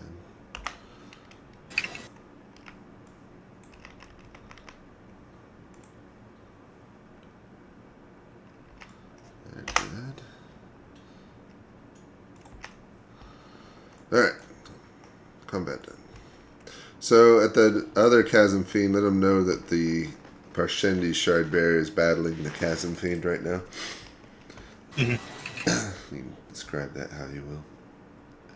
Sadius is doing quite well against Venley, but his army is not doing as well. And Dalinar, his shift to the other side of the line, was able to break the infantry on that wing, so that went well. Alright. Sounds good. Turn.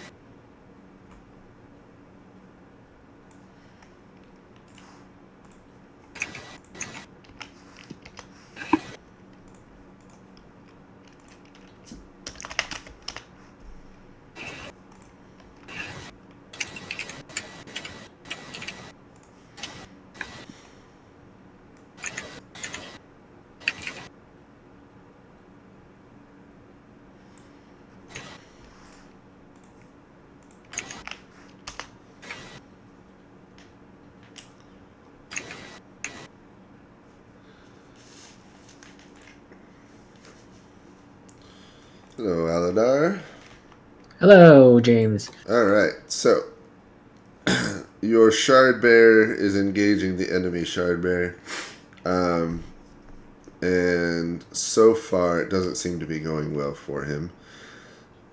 Enemy infantry leap across the chasm. Your cavalry charge them, and so far the fighting's fairly even. And fighting continues to the south, though you being so far away, you don't have a great feel for how that's going. Yeah. Yep. Well, I mean, it's not good about that Sharbear news, but there's not much we can do right now. Let's get this spearman to flank the infantry while it's moving into position, and we'll get the other two spearmen to move up as well. Okay. And I guess everyone else just keep doing what they're doing. Got it. Thank you. Thank you so much. All right, Eshronai, you leap to the next plateau and making your way north. You can see Thud is engaging the enemy shard bear and seems to be doing quite well. Oh, wow. Okay. Some of the infantry with him have also crossed and are covering his north flank. Meanwhile, your other infantry continue their fight to the east. What are your orders? Okay.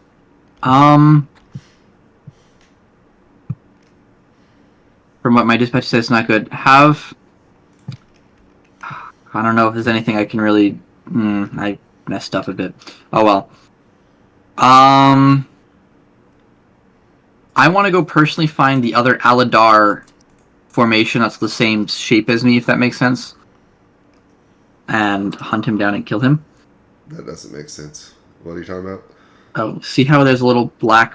Oh, the hexagon? Excited. Yeah, hexagon. Thank you. So you're jumping across here and targeting him? Yep, and I'm going to take one unit of infantry with me if I can. The other unit of infantry and archer on this plateau will help Thud, either to screen him out or help him kill Eladar's Shardbearer. And I will simply... Oh, and I'll send word to the archers that are in the back that don't look to be engaging anybody to go right and help support the fighting on the bridge, since it looks like we're getting pushed back there. Oh no, but either way, they'll go there. Okay. Got it. Oh, actually, I'm sorry. Are those archers shooting at the enemy archers at this moment? They're not. Okay, too far. Then yeah, they'll go. They'll go. Okay. Thank you. Alright, Venli. As you steal glances at your army, you can see that the one to the north against the green army actually seems to be doing fairly well. Against the blue army, it's hard to tell. Maybe not so much, as they have a shard bear unopposed. Your own personal fight, though, is not going very well. The enemy shard bear continues to get the best of you, and sections of your plate are bleeding light and smoking, and you're starting to lose strength. Oh dearie. Dearie, dearie me. Attempt to disengage and fall back to the infantry.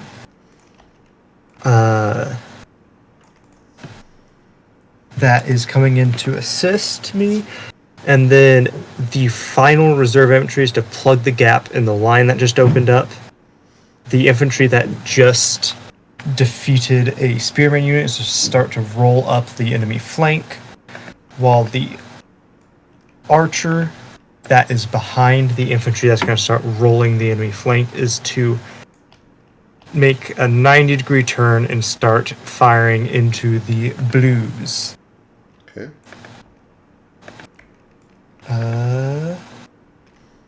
The infantry on the eastern flank of the guys attacking the greens should try and break off from the heavy infantry and attack the archers that are to the east of him. Okay.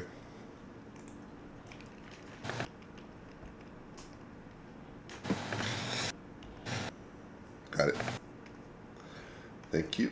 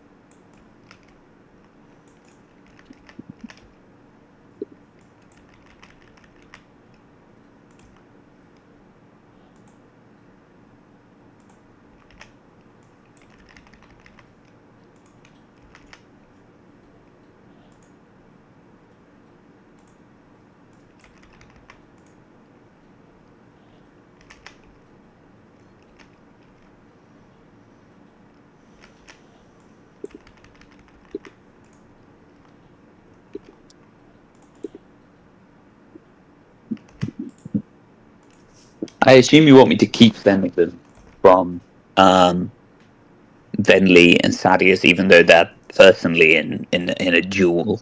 Yeah, that's fine. Yeah. So I just want to check.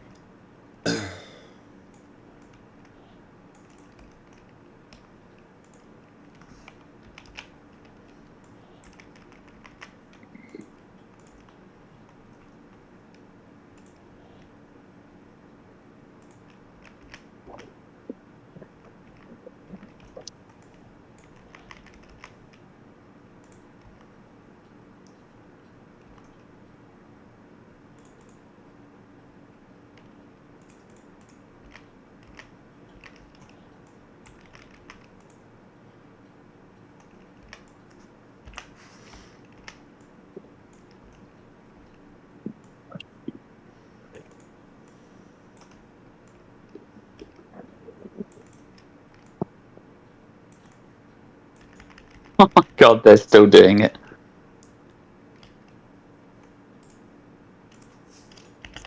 This is.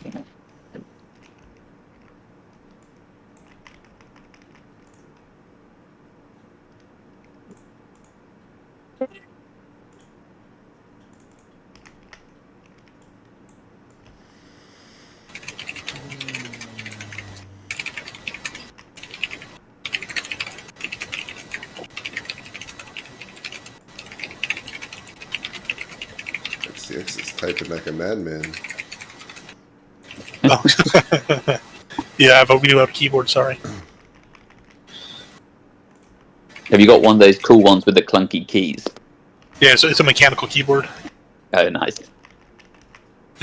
Also, over here, like he uses a heavy cavalry to like countercharge the infantry, so he could continue pursuing the Vinley. I saw that. Oh man, they did not come out good in that engagement, did they?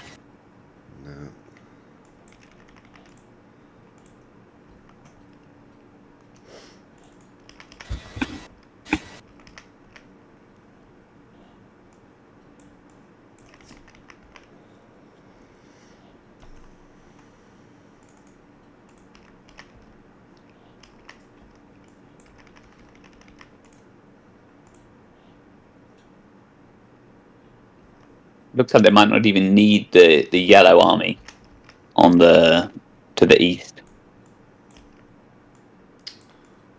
Oh no, I think they do need the yellows, or they're not doing too well I think they do. by themselves. Am I reading it stupidly?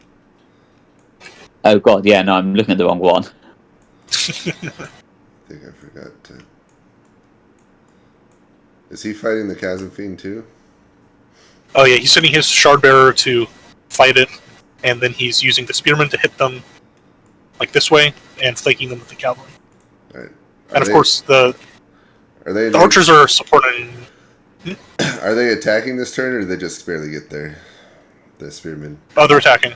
They're attacking. Okay. Well, they're in trouble. And yeah, the archers are supporting the attack on the Chasm East. Although I don't know how useful arrows are against it. Can annoy it.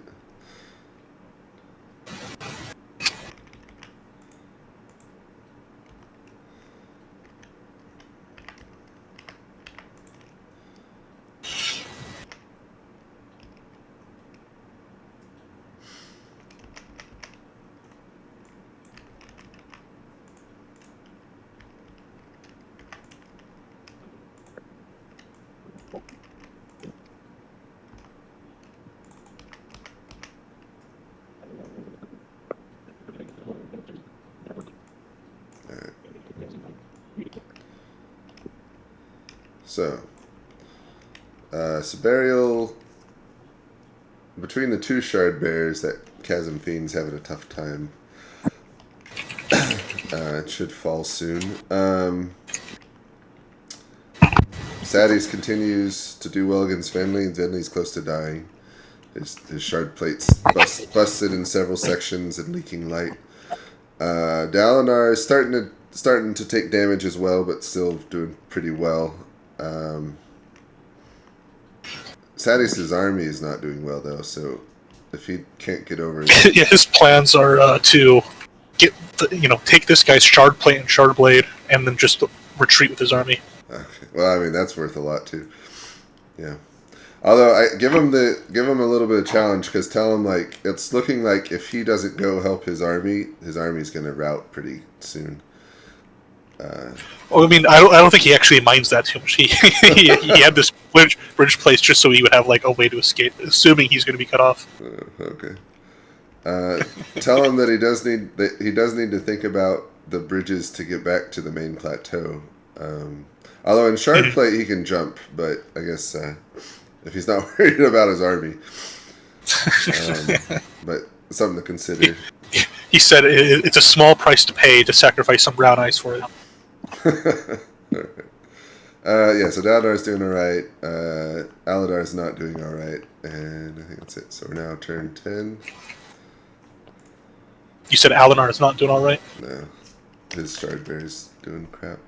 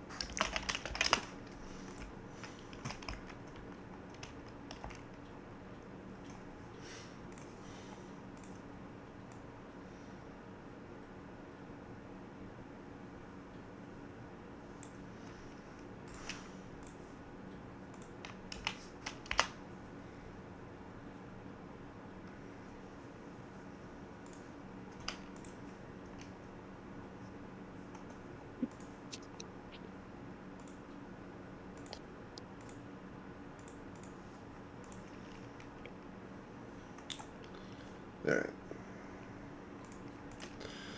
Alright, Aladar. More of the enemy infantry continue to leap across the chasm. Your spearmen go in to join your cavalry to help. But that fight is not looking great, and your shard beer continues also to look to be losing against the Parshendi shard bear. Sections of his plate are cracking with leaking light. The rest of your spearmen have arrived to support, and you can see the enemy general has leaped across, kind of running in between your two armies, making its way northeast. To the south, your infantry are holding at the chasm's edge.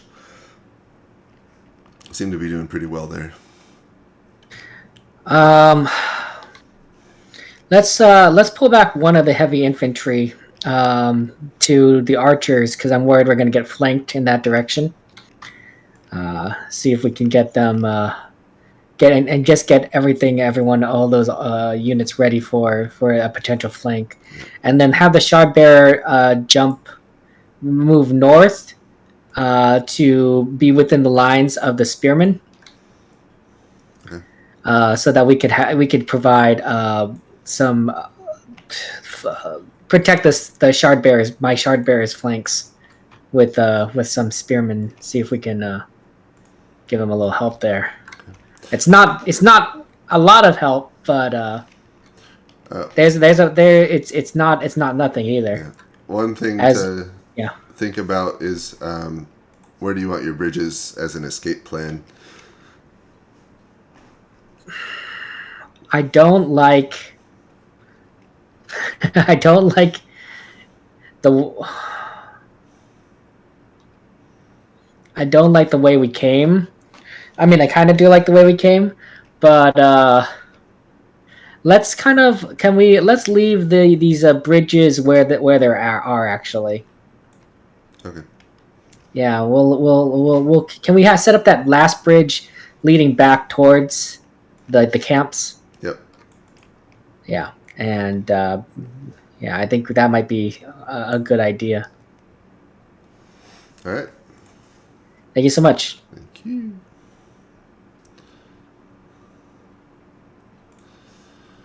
All right, Eshonai. Hello.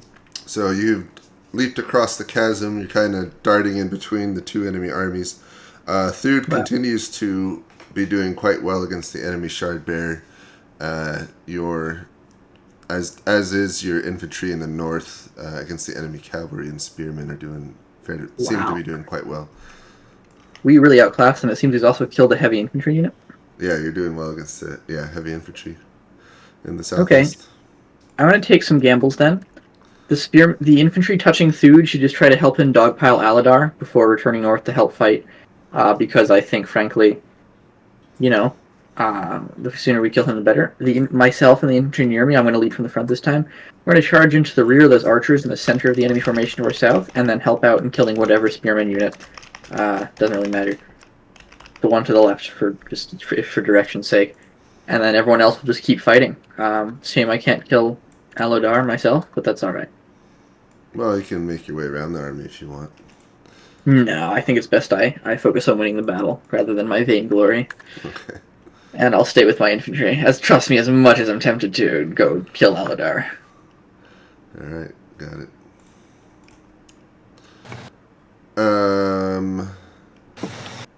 Alright, sorry. So you attempt to escape Sadius himself by getting behind your infantry line, but he chases you down and continues the fight. Your infantry do defend against the cavalry, so at least it's keeping the enemy cavalry off of you, and they seem to be doing quite well against the enemy cavalry, actually. But your own fight continues to go poorly against Sadius. I mean, you're starting to cause him some wounds and damage to his armor, but not near as much as he's caused you. If there is good news, it's that it looks like your army is defeating his to the north, and your one to the northwest isn't necessarily winning, but they're holding for now. So, do we speak each other's languages? Like, is there a common language, or is it utterly foreign to one another? no, you can speak. The Stadias. You can speak his language.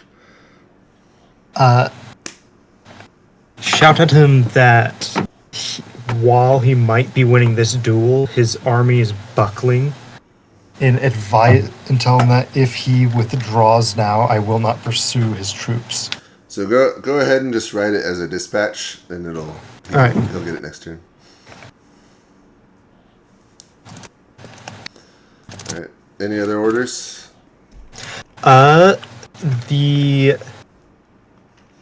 These guys are to continue pressing on.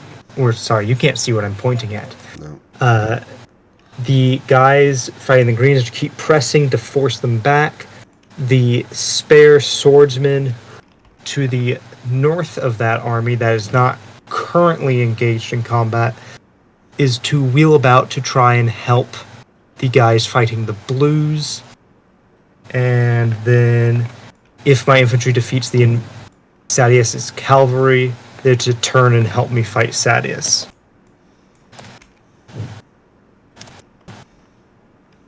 Okay.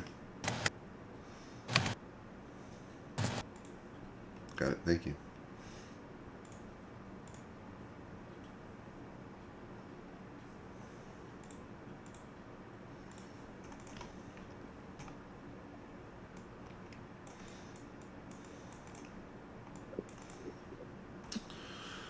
Okay. Let's do combat. Is it getting to that point where it's like it's getting messy? Yeah, that's. I mean, my games are fast too, but it's almost midnight for me, and I'm like, I got 1 or 2 more turns in me, and I'm done. Yeah, I was gonna say your games do start off in terms of live games a lot quicker. Like stuff seems to happen. Yeah, well, I do a ton of prep work because I mean all the players are pre-assigned, the screenshots are done, the plans are done, so everything that takes like 40 minutes to an hour in an open Saturday game, that stuff's already done, so we can just jump right into it.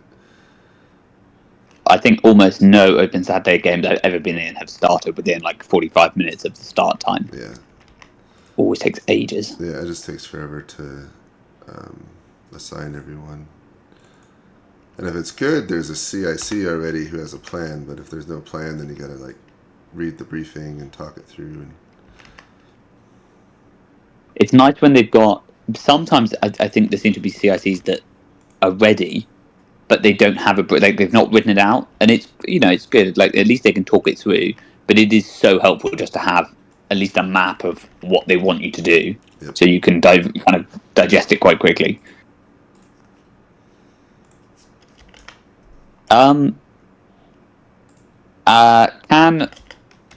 Can one side send a dispatch to the other side? Yeah, that's fine. Is that fine? Mm-hmm. They're actually fighting, so they're just yelling at each other. But I told them to do it as a dispatch. That's funny.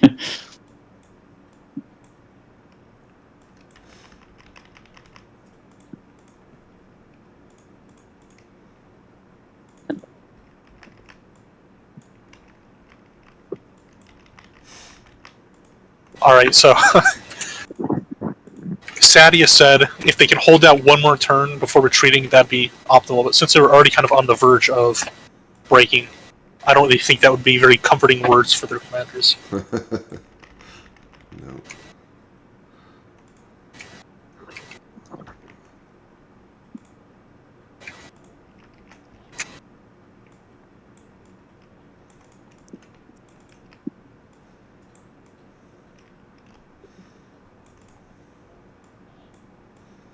But he's got he needs to pull back a bridge just to get across the other plateau.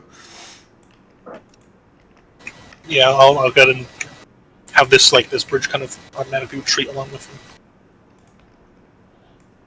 Also, it turns out, so I accidentally I remember that 2 of them had 5 bridges, 1 of them had a 4, but I accidentally gave Sabariel's 5th bridge to Sadia, so he shouldn't even have had that 5th bridge to begin with.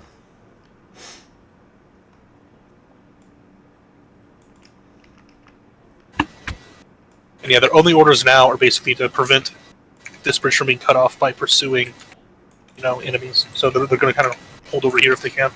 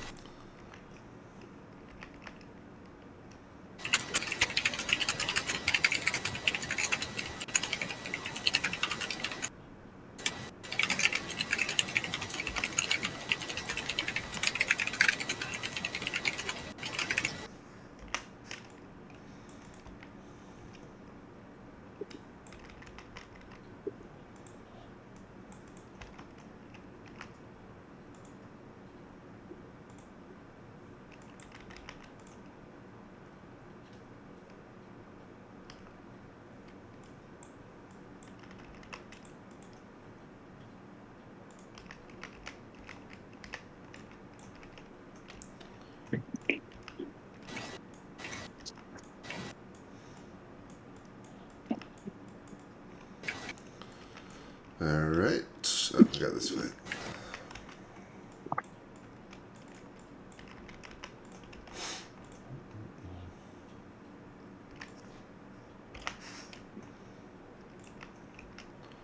See if this is the one where Venley dies, or maybe he turns it around.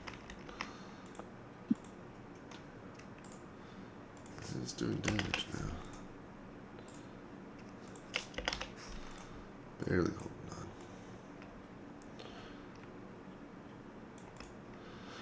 on. Let's see, what's alright, the Chasm Fiend has died. I'll show it upside down. But now that him and the Shard Bear are battling. Oh, wait, in that, so the heavy infantry were also engaged, so they would be helping against the Shard Bear Okay, yep. with the archer.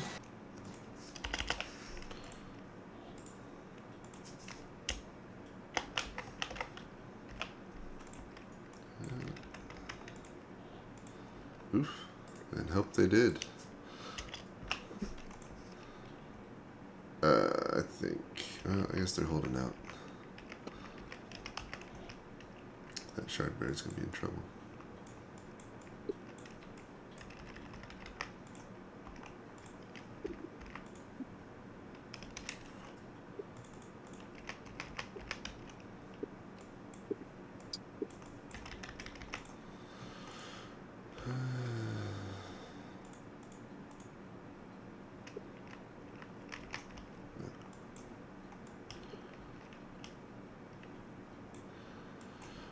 Alright, so Venley's holding out, but barely. Dalinar's doing okay, but his army's in trouble. Although his heavy infantry haven't engaged yet, so I guess he's got good reserves. Yeah, he keeps saying, I want to keep it in reserve to plug in the gaps, but, like, I don't know, I think that's so... Like, he's already in the middle of it, right? Like, now is the time to deploy them, not once it's already too late, but... Alright, well, we'll do one more turn and then do combat and then lobby, so this will be the last turn of orders. Alright. Turn 11.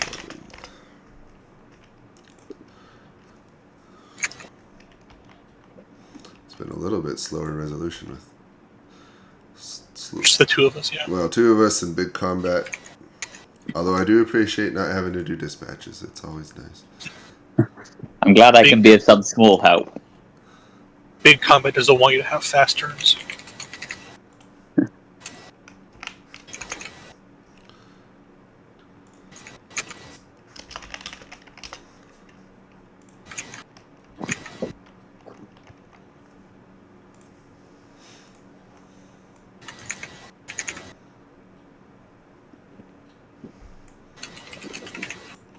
Sadius might get the armor, but be cut off from getting back.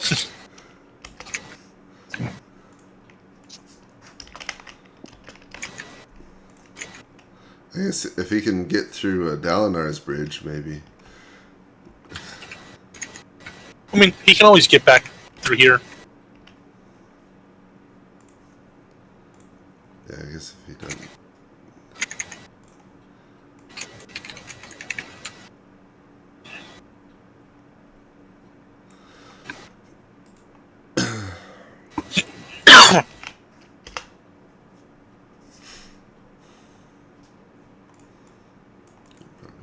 Okay. Hello, Aladar. Hello, hello. Alright, so the fight nearest you is not going well. Your frontline cavalry are getting cut down by the enemy infantry war pairs. Their shard plate, or shard bear, chases after your own, continuing to win that fight. And now they've cut off the rest of your army. Well, kind of cut off the rest of your army from escape, unless you can break through. You're in a bit of a pickle. Yeah, it's not looking good. I wonder what are the rest of the armies doing? Ugh. Oh my gosh. Okay, well, I think it's time to withdraw. It's the better part of valor. let's try and get the southern forces, if they can try and push through to the northeast as best they can.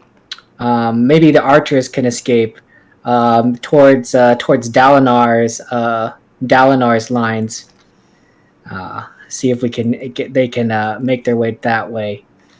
Perhaps we can have the bridgemen. You see how there's this is a weird question, but see how there's a small gap in this plateau. Mm-hmm. Maybe we could use the bridges to bridge the small gaps within the same plateau to escape. Yeah. Yeah, let's try and do that, and try to have these southern troops move towards Dalinar's spearmen, and link up with him. Meanwhile, this group that's with me is going to withdraw.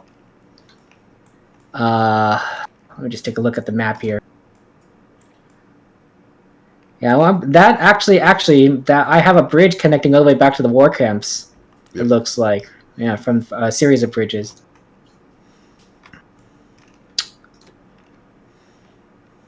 Yeah, I think that's the plan, is that we will withdraw my troops towards the war camps, towards the northwest, and the south guys will move to withdraw towards Dalinar using the bridges there. All right, got it. Thank you. All right, Eshonai. Hello. As you move north, your army forces there continue to do pretty well against the enemy forces. Wow. Okay. I don't complain, but goddamn. And so you're doing well there. One of their cavalry units is entirely wiped out. In the south, the enemy continues to hold, but as long as this force is intact, you've pretty much got them cut off from escape. Okay. So, yep. What are your orders? The infantry behind Thud is going to keep battling the Aladar Shardbearer. Unfortunately, it's not dead. Me and the infantry to my right, we're going to just burn that bridge to our right, and then hopefully burn the bridge with... Well, maybe not burn it because I had my guys on it. Burn that bridge to our right, or begin setting it, and then move south to fight the enemy archers to our south. Sound good? Yep. Okay, thank you. Yeah, got it. Thank you.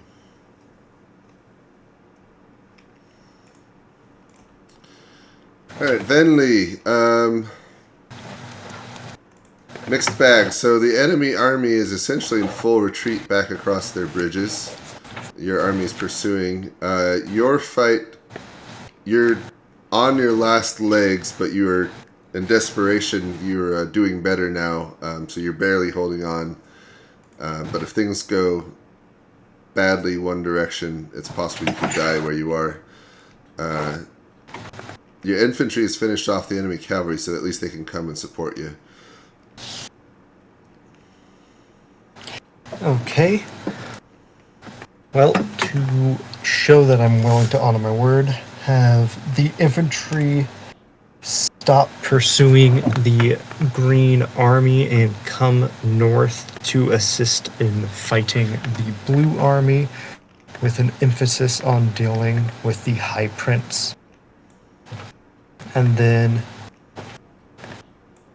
have an additional infantry unit to come and help me, since I do not seem to be doing too hot. Did you make an agreement not to pursue his army? Yes. But you're still fighting him? I mean, if he's not going to stop fighting me, I'm going to keep fighting him. If he tries to disengage from me, I won't follow him, but if he keeps trying to stab me... Okay. Got it, thank you.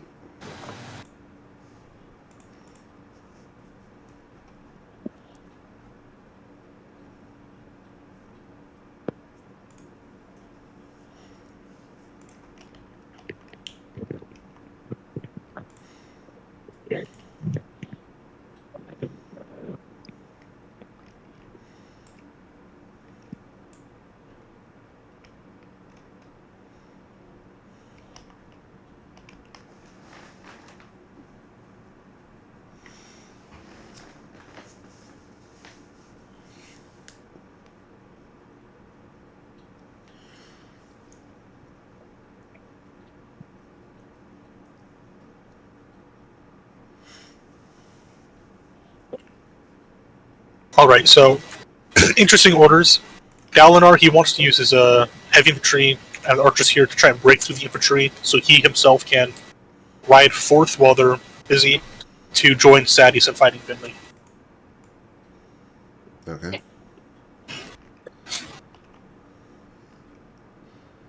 Alright, so Sadius is still fighting?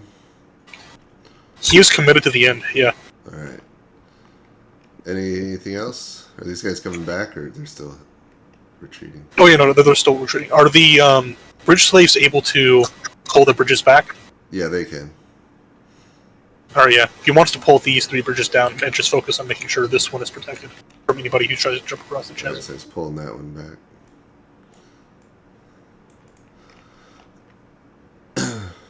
Okay. Well, let's just roll for that combat. Because I think Finley's about to die.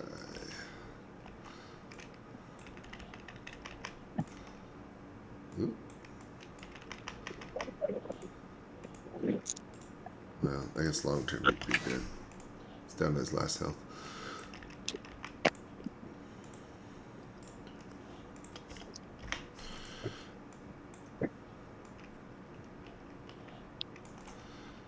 Alright. These guys would be captured. Siberial's gonna come off with everything. Shard plate, and Yeah, he wants to try and rally Sadius men if they continue retreating. I mean, they're holding now for now. yeah. I think. Alright. Let's do the lobby.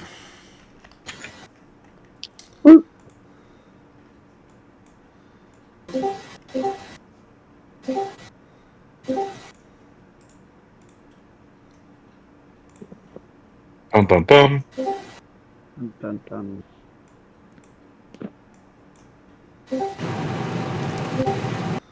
Alright, hello, welcome everyone. Oh, hello. Please mute yourselves till it's your turn to speak so there's no background noise. Thank you. Alright, so let's hear for how each side's doing. The Alethi didn't really, actually, there weren't really CICs, so actually I'm not gonna, we'll just get right into it.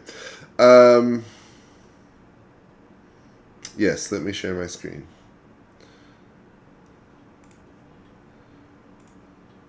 Alright. Can everyone see that alright?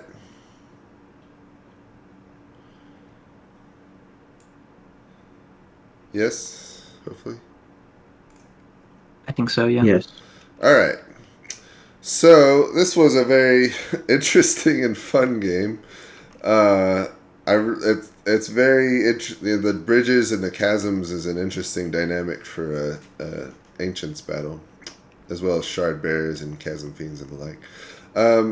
So the background is the Alethi princes, war princes, are trying to capture a chasm fiend's gemheart that they've learned is on top of this hill. What they don't know is that the chasm fiend is a decoy, and there is no gemheart, and it's an ambush by the Parshendi, a planned ambush. And so the war princes, the Aladar was over here. He came this way, I guess, originally splitting into several different directions and then changing his mind and consolidating on this main plateau. Dalinar came this way, and you can see he's fighting here. Sadius came down this way, and then Siberial was he was coming this way. He got cut off early on by the bridges of Sadius. I thought that was pretty creative. But then he came this way, and when the second chasm fiend or the real chasm fiend was discovered, he was in a good position to get that almost unopposed. So he's down here and fighting a small Parshendi army in Shardbear. So in terms of the fighting, so the Parshendi had a force. They started off with a force here, here, and here. The one in the northeast got pulled back. The one in the middle was sent forward, and then this one ended up jumping across here and then fighting this way and this way. So the western Parshendi force ended up almost entirely fighting Aladar and a little bit of Dalinar. Dalinar and Sadeas ended up fighting the middle force, or basically what was rest, and then Seberial was on his own. The four armies outnumbered the Parshendi, and working together, or at least somewhat together, they would have done fairly well. They had two more shard bearers than them, and their forces outnumbered them. Even though, like, soldier for soldier, the Parshendi are better, but the Alethi just had a lot more soldiers. But with Seberial going off this way and leaving the other three over here is actually a lot more even. And so at the end of the battle, what's going on? So Aladar has been defeated pretty soundly by Eshonai. He and his shard bearer are able to make their escape, but most of his army is wrecked. I think they'll have maybe 2 bridges, maybe 3, and some spearmen, maybe some cavalry getting out with him, but most of his army probably won't make it out. Maybe his archers could get over this way and escape with Dalinar's army, I'm not sure. But he got pretty wrecked. Some of it was dice rolls just not going his way. A lot of it, I would say, is getting too spread out and not concentrated. So there's a lot of fighting in all directions, but unable to concentrate was your downfall there, I'd say. So Dalinar got over here, made a pretty good bridgehead, and is actually doing okay, even here at the end. Although with Sadeas' army retreating and pulling back, the entire of Venli's army is now coming down on top of him. So his army is going to have a tough time, but they still do have their bridgehead. Venli's army is doing well. Venli himself is not. He's almost dead, and if we did one more turn, he would have died, especially with Dalinar joining that fight. And so I'm not sure. I think lore-wise, we could say they captured Venli and his shard plate and blade and made their escape while Dalinar's army barely held. They'd get across the bridge. They wouldn't get there's no gemheart here, but they wouldn't get the gemheart that doesn't exist, but they would get the shard plate and armor, which is valuable on its own anyway. And Venli would be dead. So they would make their escape as the army barely holds and then collapses.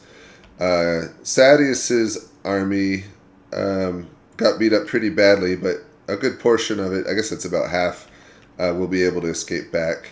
And then Seberial is making like a king, so he killed a chasm fiend, captured its gemheart, and is about to get shard plate and shard armor as well, and has his army. So he's come off the best.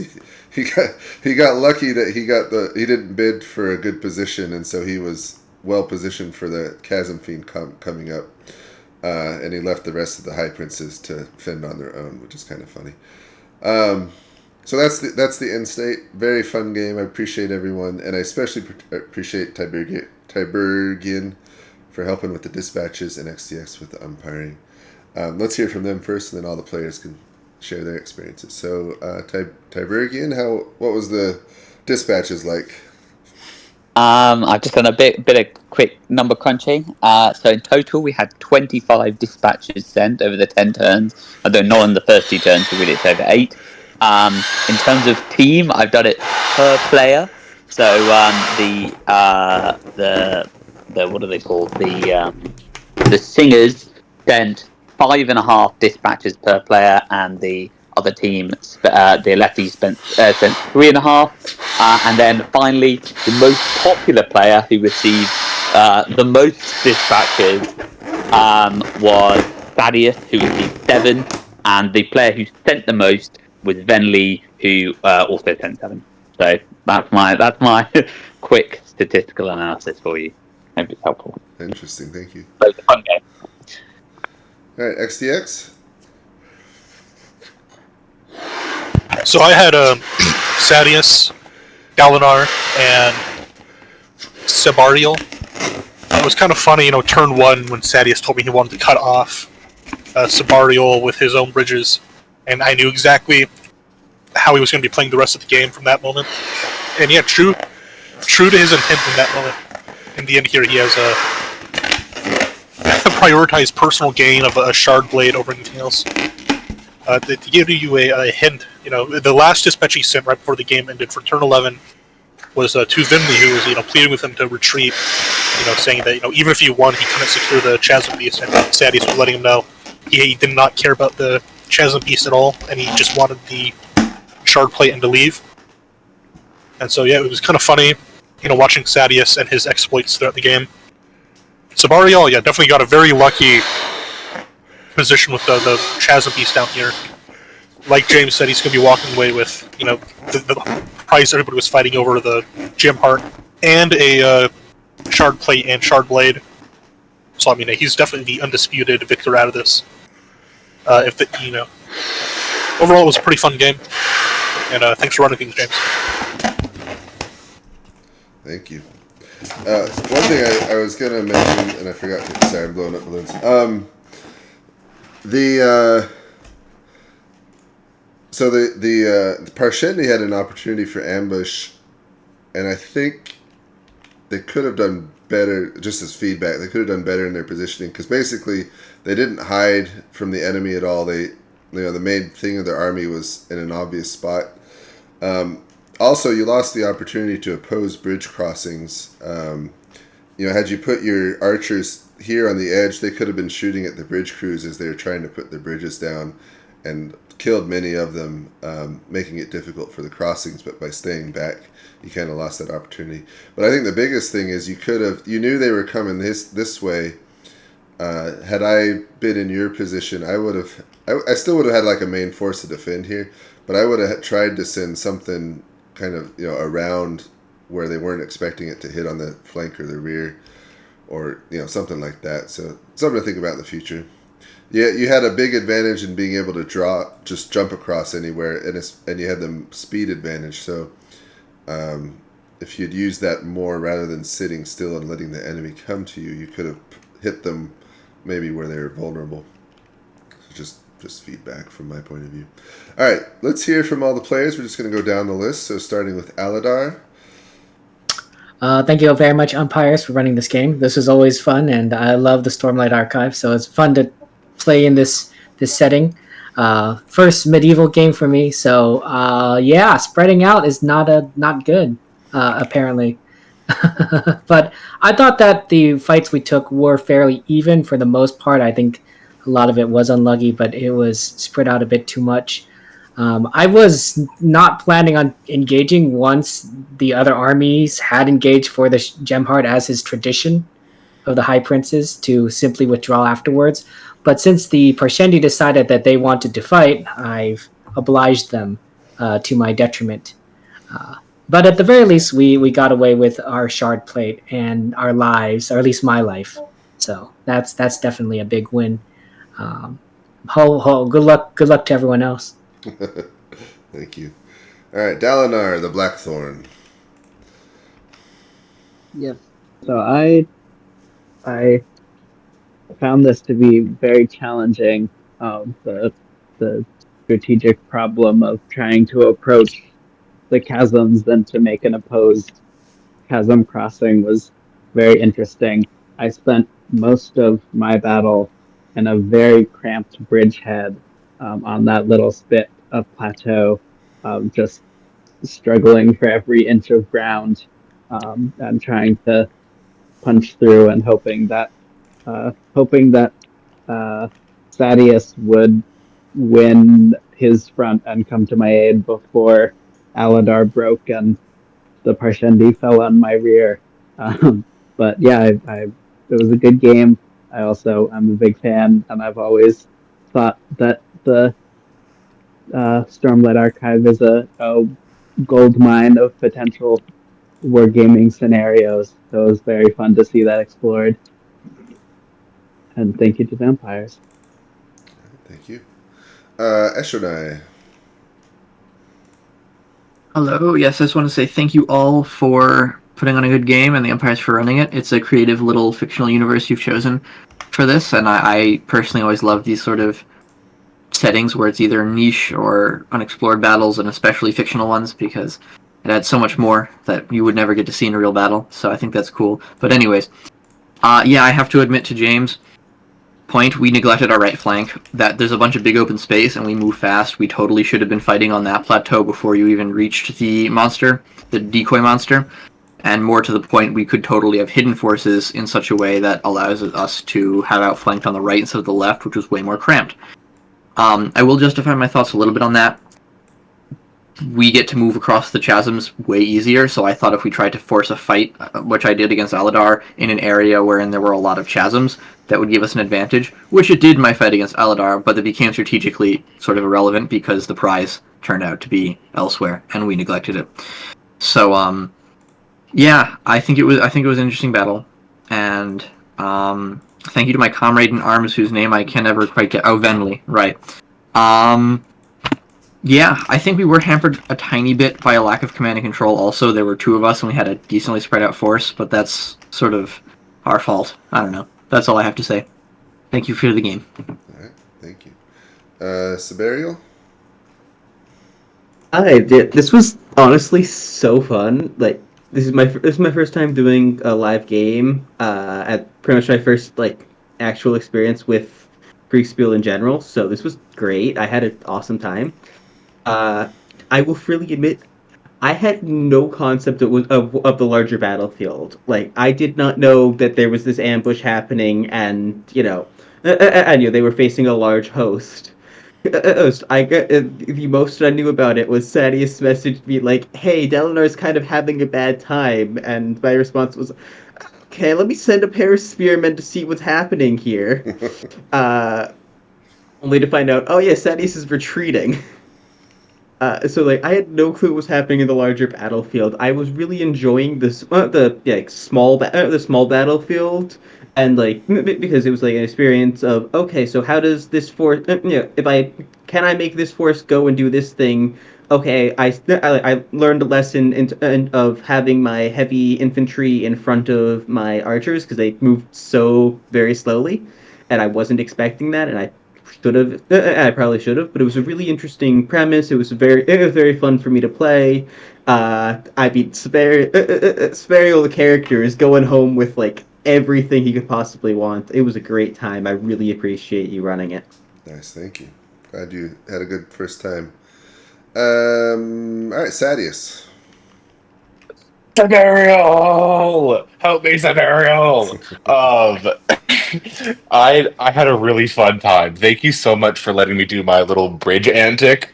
I got to play to my character, which was fucking hilarious. And yeah, I just played a greedy, egotistical guy who doesn't care about my army at all, and that's the what you expect to come of that came of that. But I had a really cool duel with you, Venley. That was fun. And thank you, Dalinar, for being my ticket out of here. And thank you, umpires, of course, as well. This was really well done. Thank you, James, as always. And Dib Ryan and DXD or XDX.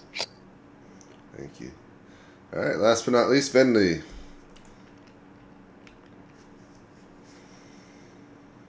You're on mute. Yeah, I just realized that. Oops. Yeah, I realized as soon as I pulled back my guys that I really should have put them forward to intercept the guys as they came across the bridge, as well as that I had kind of missed the opportunity of mobility we had talked about earlier, but it was a lot of fun. I'm really glad I was able to join this, and thank you guys for hosting it. And I did really enjoy the duel, even if I wish I had maybe gotten a little more detailed on how to try and wrestle for that blade, since I did do wrestling and know a decent amount about that. Thank you, guys. Thank you.